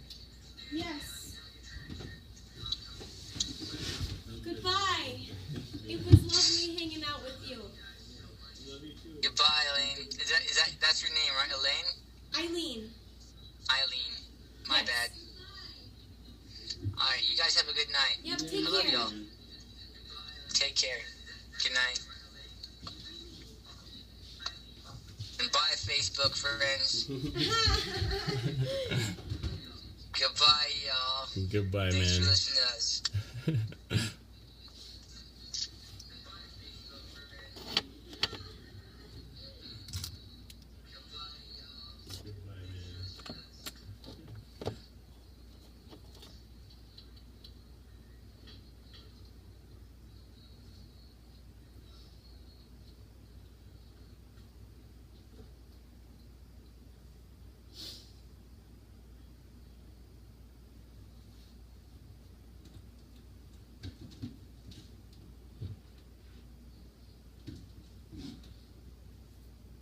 Dang it, tech. Okay, here we go.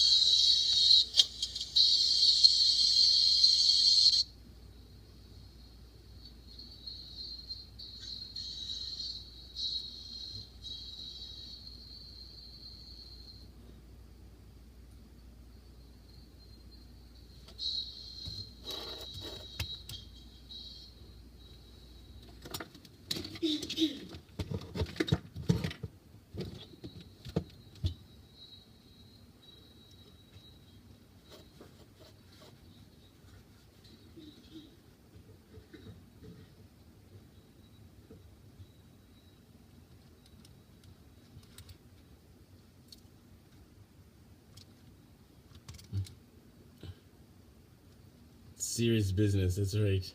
It's always super serious here in the echo chamber. Got real deep.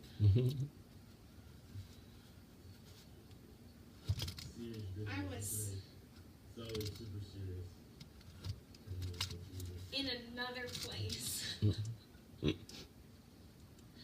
back now, though. Back. I think we should all show Eileen lots of love. I'm really happy she's here. Oh, thank you. Hi. She's a really amazing person. She really is. I was impressed with her from the first time I met her. Oh, and I was impressed with you. I was like, this guy is gay and liberal. I wasn't so sure about that with some other people in the group. Yeah, like you were a breath of fresh air for sure. Oh man. Oh, thank you, you guys. You're all sweet. We should all hang out, Stephanie. You should come. Seriously, come over. You got half an hour. You can, how long does it take you to get over here? You can come smoke a bowl on the way out. Dang it to heck.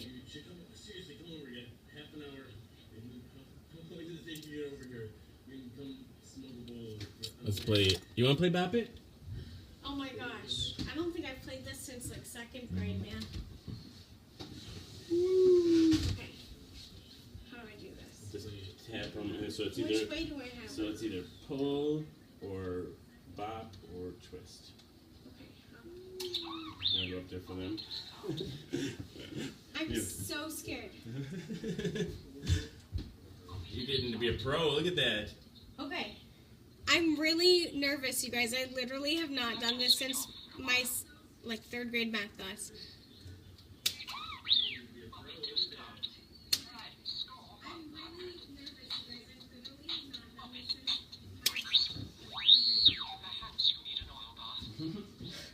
Y'all.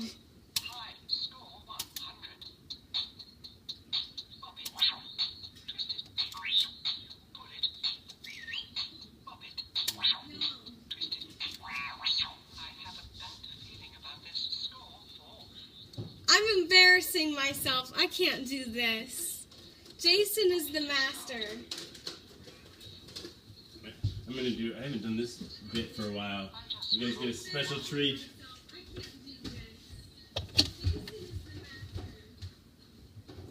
Do you need me to get out? Hey, Oh, you're please fine. don't choke me with fishing line. I'll try not to. My dad would not like that. No, I imagine not.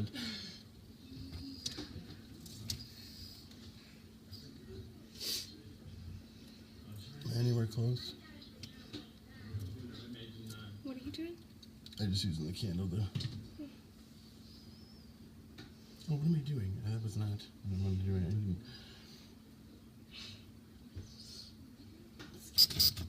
Do you know? I forgot one thing that my dad said. What's that? I don't know. Do you want to hear this? No. Sure. Yeah. So when we went out to dinner, and I really wanted a drink, and I was like, Dad, can I order a drink? And he was like really hesitant, and he kept changing the subject. I'm just gonna sit down because I don't want to be choked.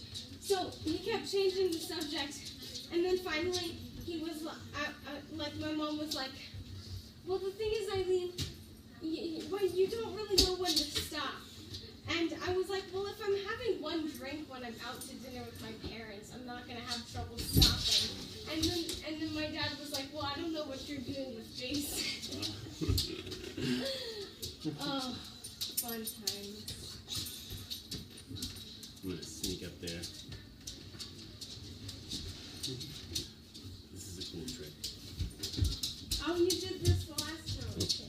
Yeah, you've been here for that. I haven't done it maybe since then. It's been a while. Batman's gonna see if Superman bleeds.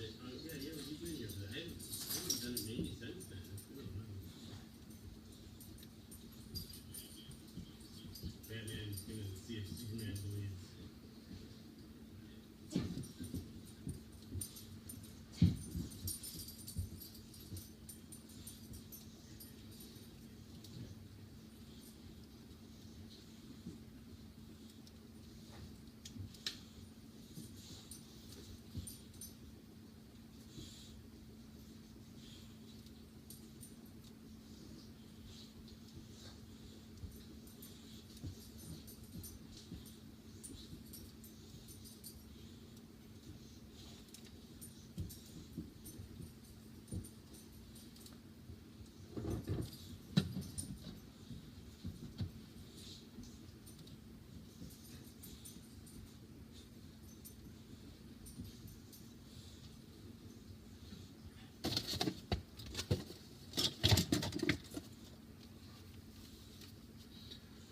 Alright, Superman. I'm tired of your shit. You're no good for humanity or something, I don't even know. But we gotta make it a fair fight, so I'm gonna shrink down to your size. Alright. Alice gave me this, and she said, if I drink this, it'll make me shrink. What do you guys think? Alright, bitch. You're dead. Dang it, Dak. Oh, this isn't gonna even work, probably. Dang it, Dak.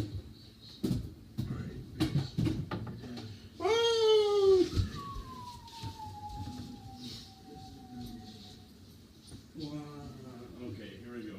This is kind of half-assed, I guess.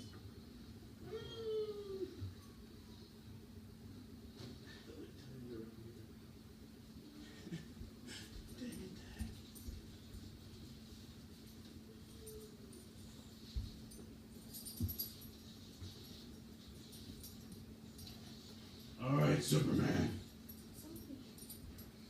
You ready to bleed? Here we go. Dang it, Dak. Here we go, Superman. Dang it. Here we go. You ready? You ready? Are you ready yet? Here we go, Superman. I was too far away. I wasn't looking. Let me try again. Superman, you're dead this time. For real. Down. Sophie, hey. You're gonna get put away. Hey, sit. Good girl. Good girl.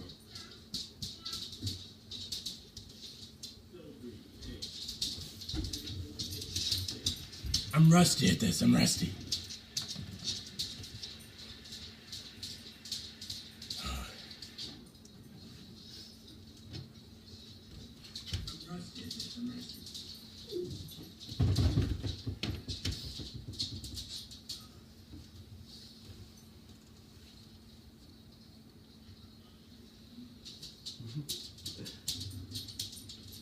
Why would you go anywhere else, Nicholas? We love you here.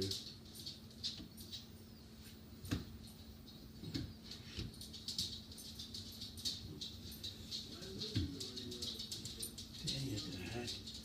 Dang it, right the heck. All the way. All the way this time, right? Not exactly. Thank you. Yeah. Dang it. Dang it. This is so embarrassing. Stephanie says, Jason, you asked earlier how we met. Yes. Does she know? I don't know. Oh, how we met. No, how Stephanie and I met. Oh, then who know? Does she know? I can't remember. Does who know? Stephanie. Does Stephanie know how Stephanie and you met? Yeah. I don't know. Oh, you said she just asked that? Or what did Yeah, she did. She asked. You asked how we met. Then did she have an answer? She said, Jason, you asked earlier how we met. I'm Mhm. so confused. Who is we? Her and I asked her. Oh, so she's going to tell us. I'm hoping, yeah. Oh, okay. Yeah, tell. I'm sorry. I'm so No, confused. it's all good. Dang it, right to heck. This is terrible.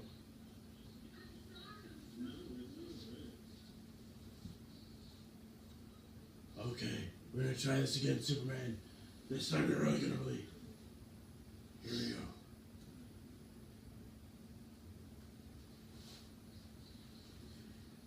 Okay, Superman.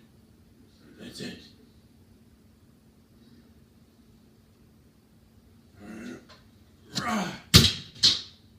Give me 5, Harambe.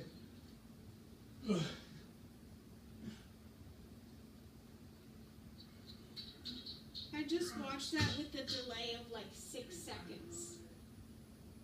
It was wild. I heard it and then I saw in the it. shower. I totally pissed in the shower.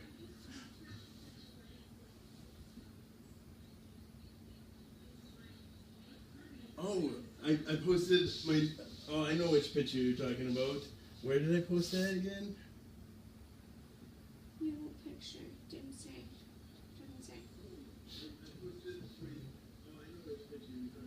Godless and proud. Nice, nice. You're awesome.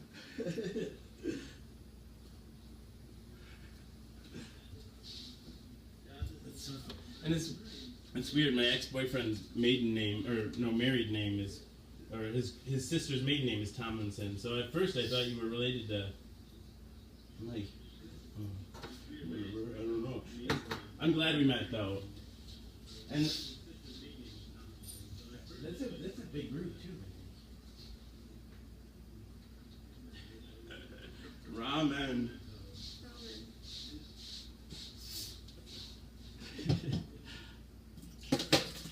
It's very pink, that picture.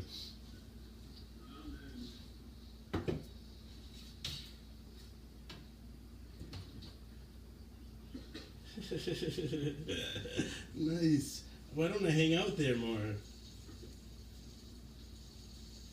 I got caught up in disco.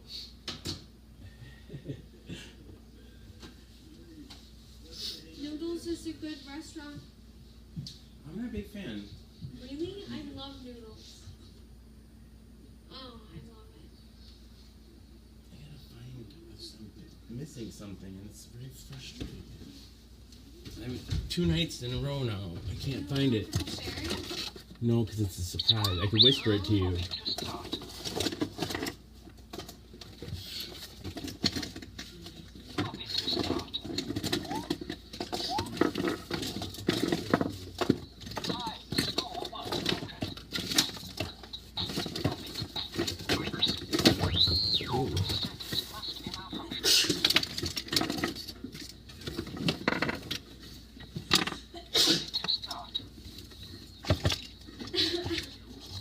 Angel says Bop It needs you.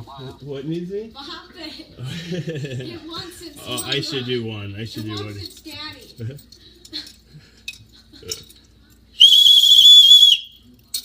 Your kids are sleeping. No, they're not. Not anymore. No, they never. I really do. They do it pretty frequently. I don't think they wake up. I would definitely wake up. Kids sleep through like rocks, though. Kids sleep harder than adults, I think. Wings with tangy blueberry sauce? That sounds good. I would eat that. No.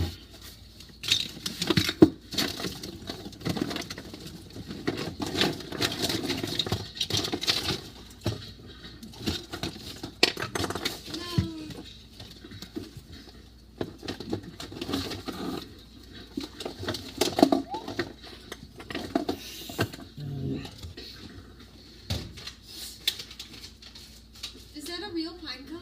It is. That's cool. I think Alex got it. They gave one to everybody in his class. Oh.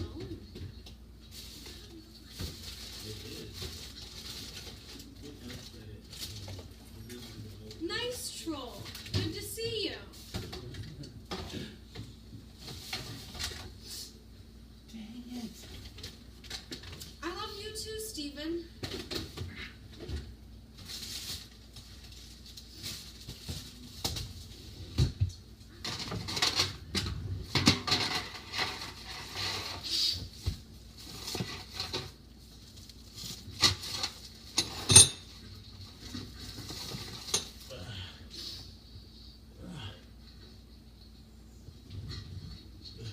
I don't think the candle is out. I think it's just small.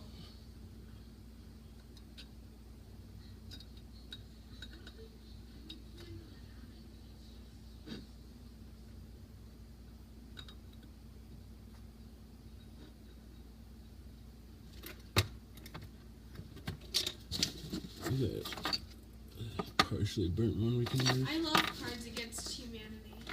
It's a good game. I like it too. There's some fun expansion packs too. I don't know. It's good to play with friends.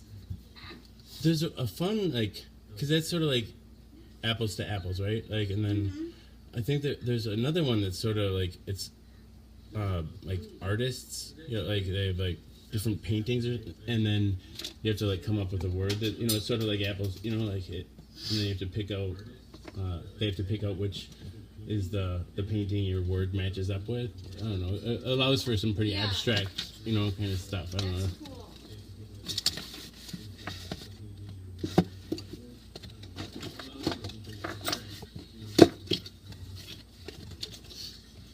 Rum and cherry coke with blended ice sounds good to me, but also I just really like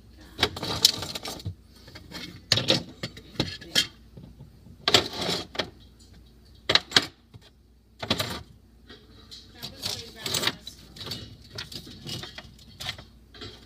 Everybody's sharing their interesting combinations. I love it.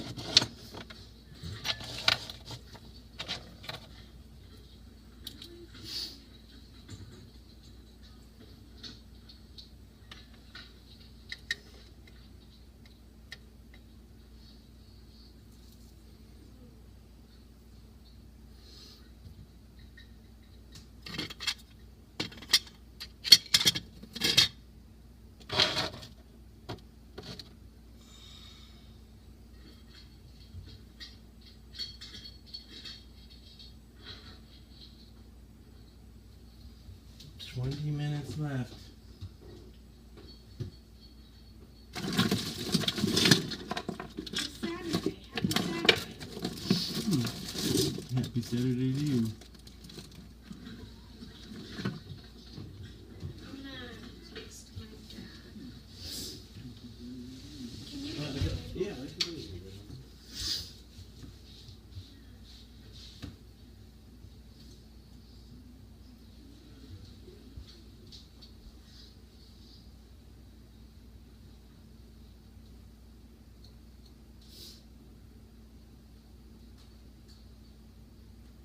You should listen to a record. Yeah.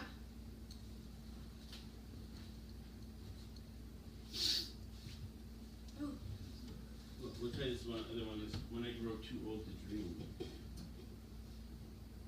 is one of these mine? I'm so confused about what You happened. can get a fresh one if you want. I don't think. No, I'm okay. I'll be okay. And then you take it for the road. Okay, thank you.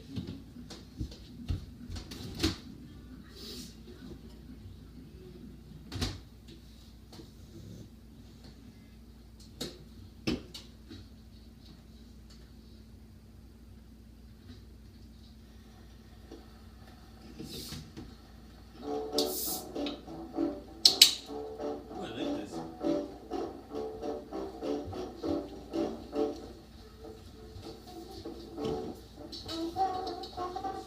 I don't dance. Oh, you are dancing. I'm not. I saw you. I did not dance.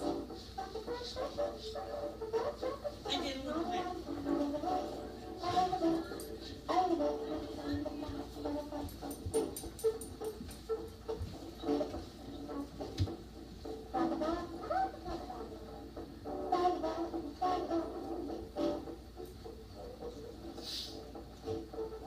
I can tell that Sophie is dancing in her arms because she sees me and she wants to be excited.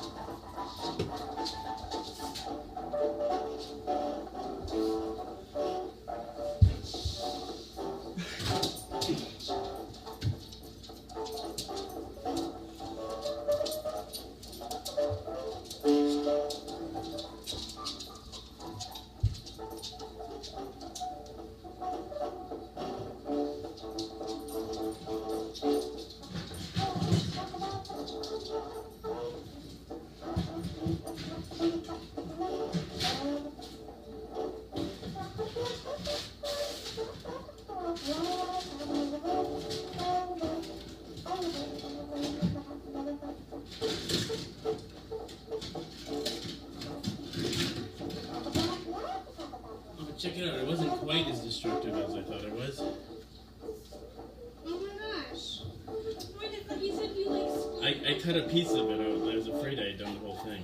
I thought you meant like literally like I was picturing you taking like a razor blade. That's what I did. Yep, that's totally what I did, except for just only about that long of it. Wow, man. It's pure THC though. It was worth it.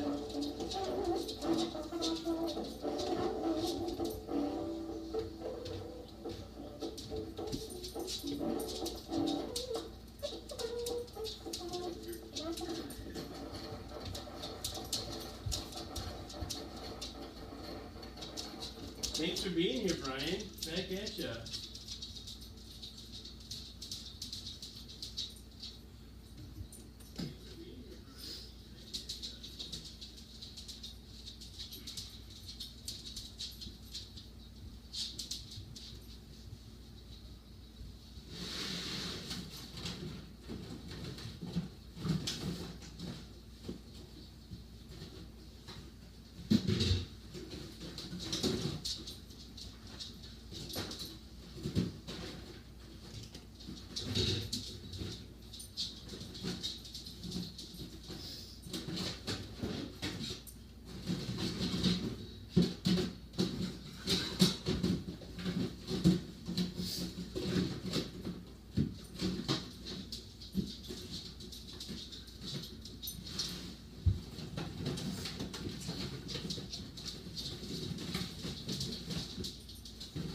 How do I go back to the shop? I had to close it because the counter's been frozen. Ah, here's my razor. Finally.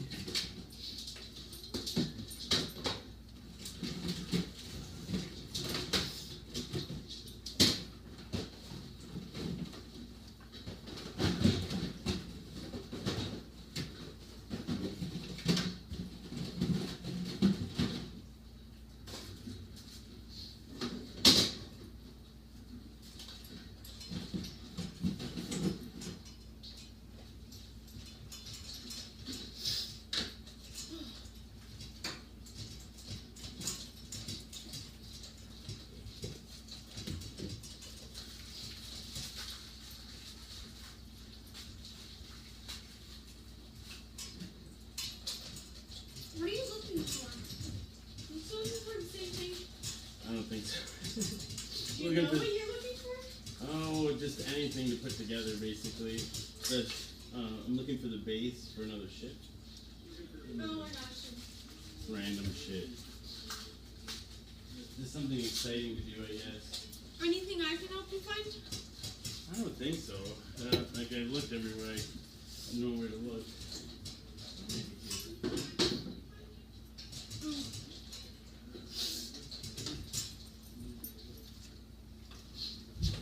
don't know. How long do you have left? How long do we have left? 13 minutes. 12 minutes and 30 seconds.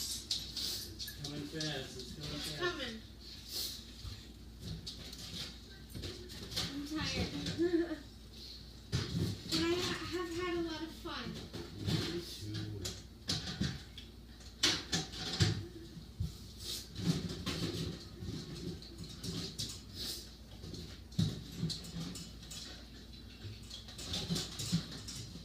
Steven says, thank you guys for a fun night tonight. I love you all. You complete my life. Aw. I love you.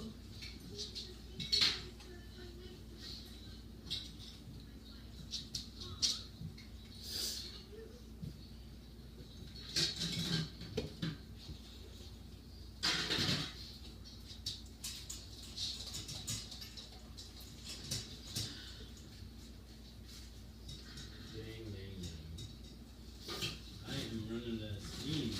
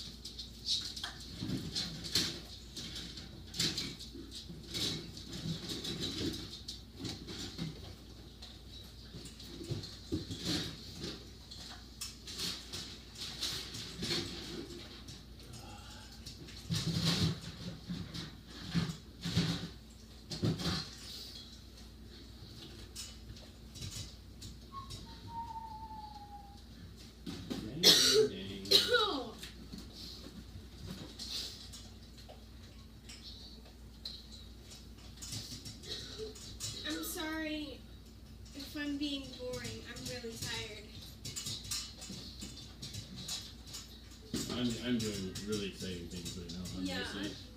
You can see how I'm entertaining this. Oh my goodness. I can't find the thing I was looking for, and it's really sad. I think the kids stole it on me. Must have. I'm sorry. You darn kids. Stealing my toys.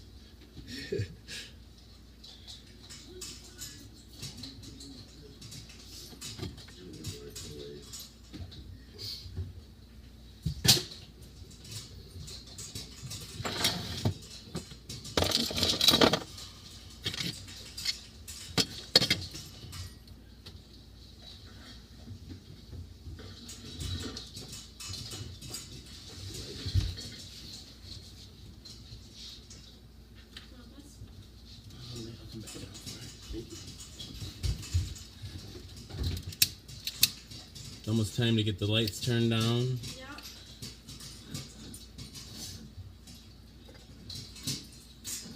Almost time to get the lights turned down.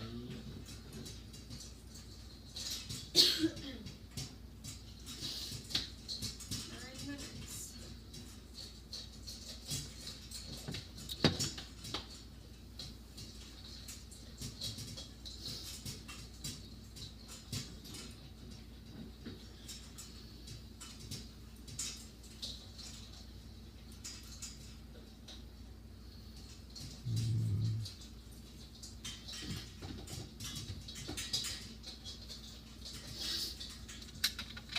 I'm He-Man. I'm strong as can be, and I brush my teeth with regularity. Once at bedtime and after each meal so my teeth will shine. You'll remember this saying a few years, and you'll be like the masters of the universe.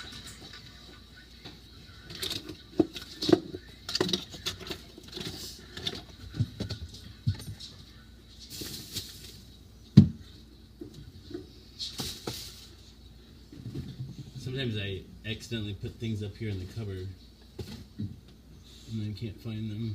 Oh.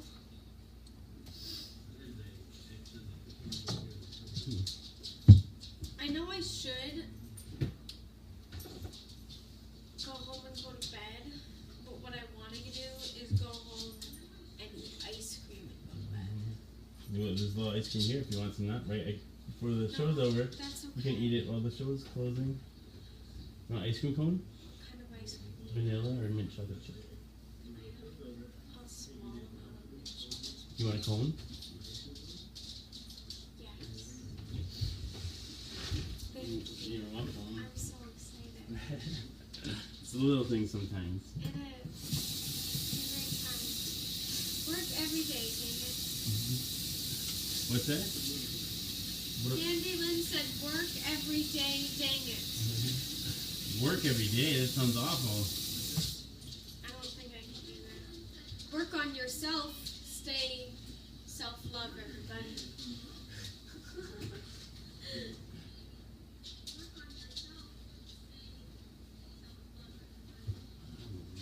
Let's see. Ice cream cone.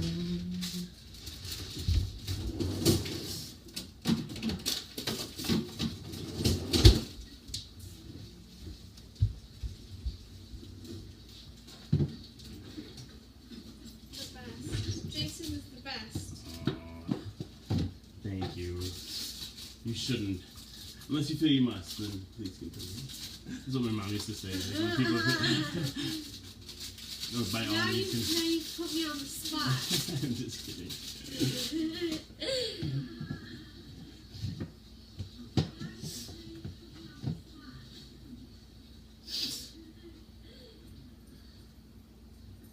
That sounds really cool, Angel.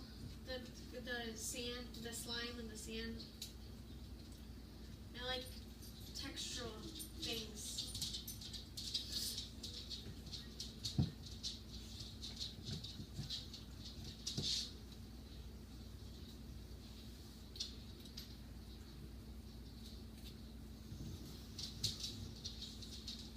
I never showed my tattoo.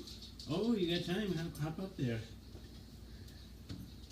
I like it. I wanted to show my tattoo.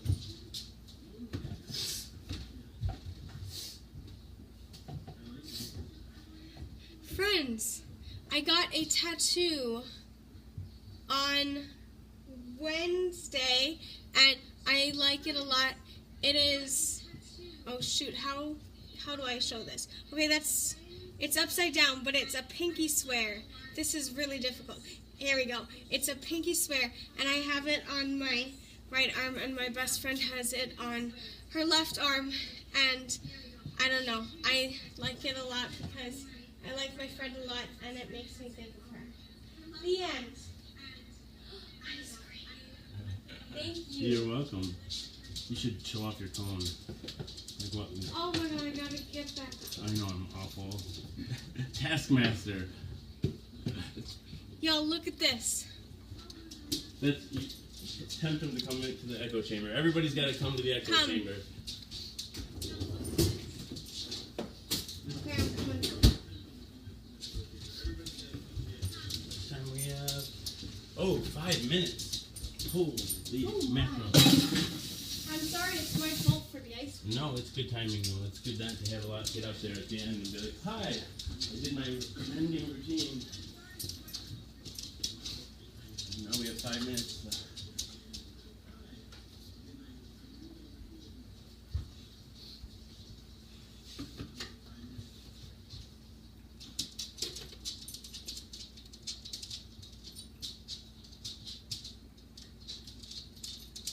Dang it to heck, good night everyone.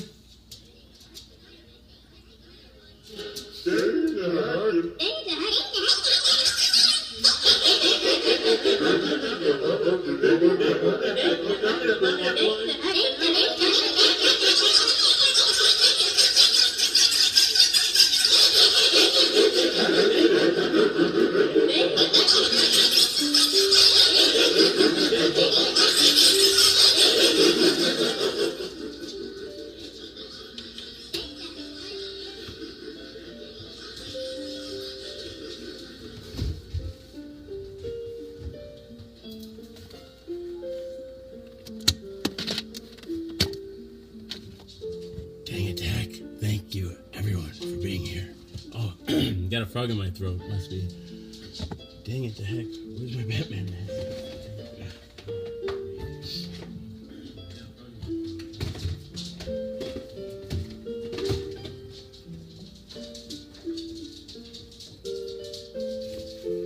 Hey! Wait, that's not right. Hey!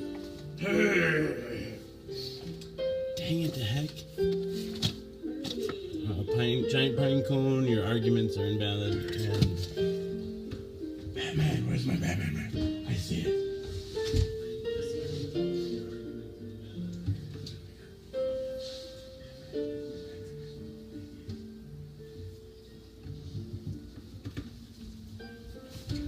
You got 2 minutes. I just want to thank Eileen for being here. It was amazing, and she's got to come back soon. And then... Oh, where's my nursery rhyme? Dang. This is the house that Jack built. This is the moth that lay in the house that Jack built. This is the rat that ate the moth that lay in the house that Jack built. This is the cat that killed the rat that ate the moth that lay in the house that Jack built. This is the dog that chased the cat that killed the rat that ate the moth that lay in the house that Jack built. This is the cow with the crumpled horn that kicked the dog that chased the cat that killed the rat that ate the moth that lay in the house that Jack built. This is the maiden all forlorn that milked the cow with the crumpled horn that kicked the dog that chased the cat that killed the rat that ate the moth that lay in the house that Jack built. This is the man all tattered and torn that kissed the maiden all forlorn that milked the maiden that kissed the maiden all forlorn that milked the cow with the crumpled horn that kicked the dog that chased the cat that killed the rat that ate the moth that lay in the house that Jack built. This is the priest all shaven and shorn that married the man all tattered and torn that kissed the maiden all forlorn that milked the cow with the crumpled horn that kicked the dog that chased the cat that killed the rat that ate the moth that lay in the house that Jack built. This is a cock that crowed in the morn that woke the priest all shaven and shorn that married the man all tattered and torn that kissed the maiden all forlorn that milked the cow that crumpled horn that kicked the dog that chased the cat that killed the rat that ate the moth that lay in the house that Jack built. This is the farmer that sowed the corn that fed the cock that crowed in the morn that woke the priest all shaven and shorn that married the man all tattered and torn that kissed the maiden all forlorn that milked the cow with the crumpled horn that kicked the dog that chased the cat that killed the rat that ate the moth that lay in the house that Jack built. Thank you all for being here. That's a cumulative rhyme from like Hebrew origins from the 15th century, 16th. I don't know. Yeah, thank you for being here. Thank you for having me over here. show. Good night, all. Thanks again.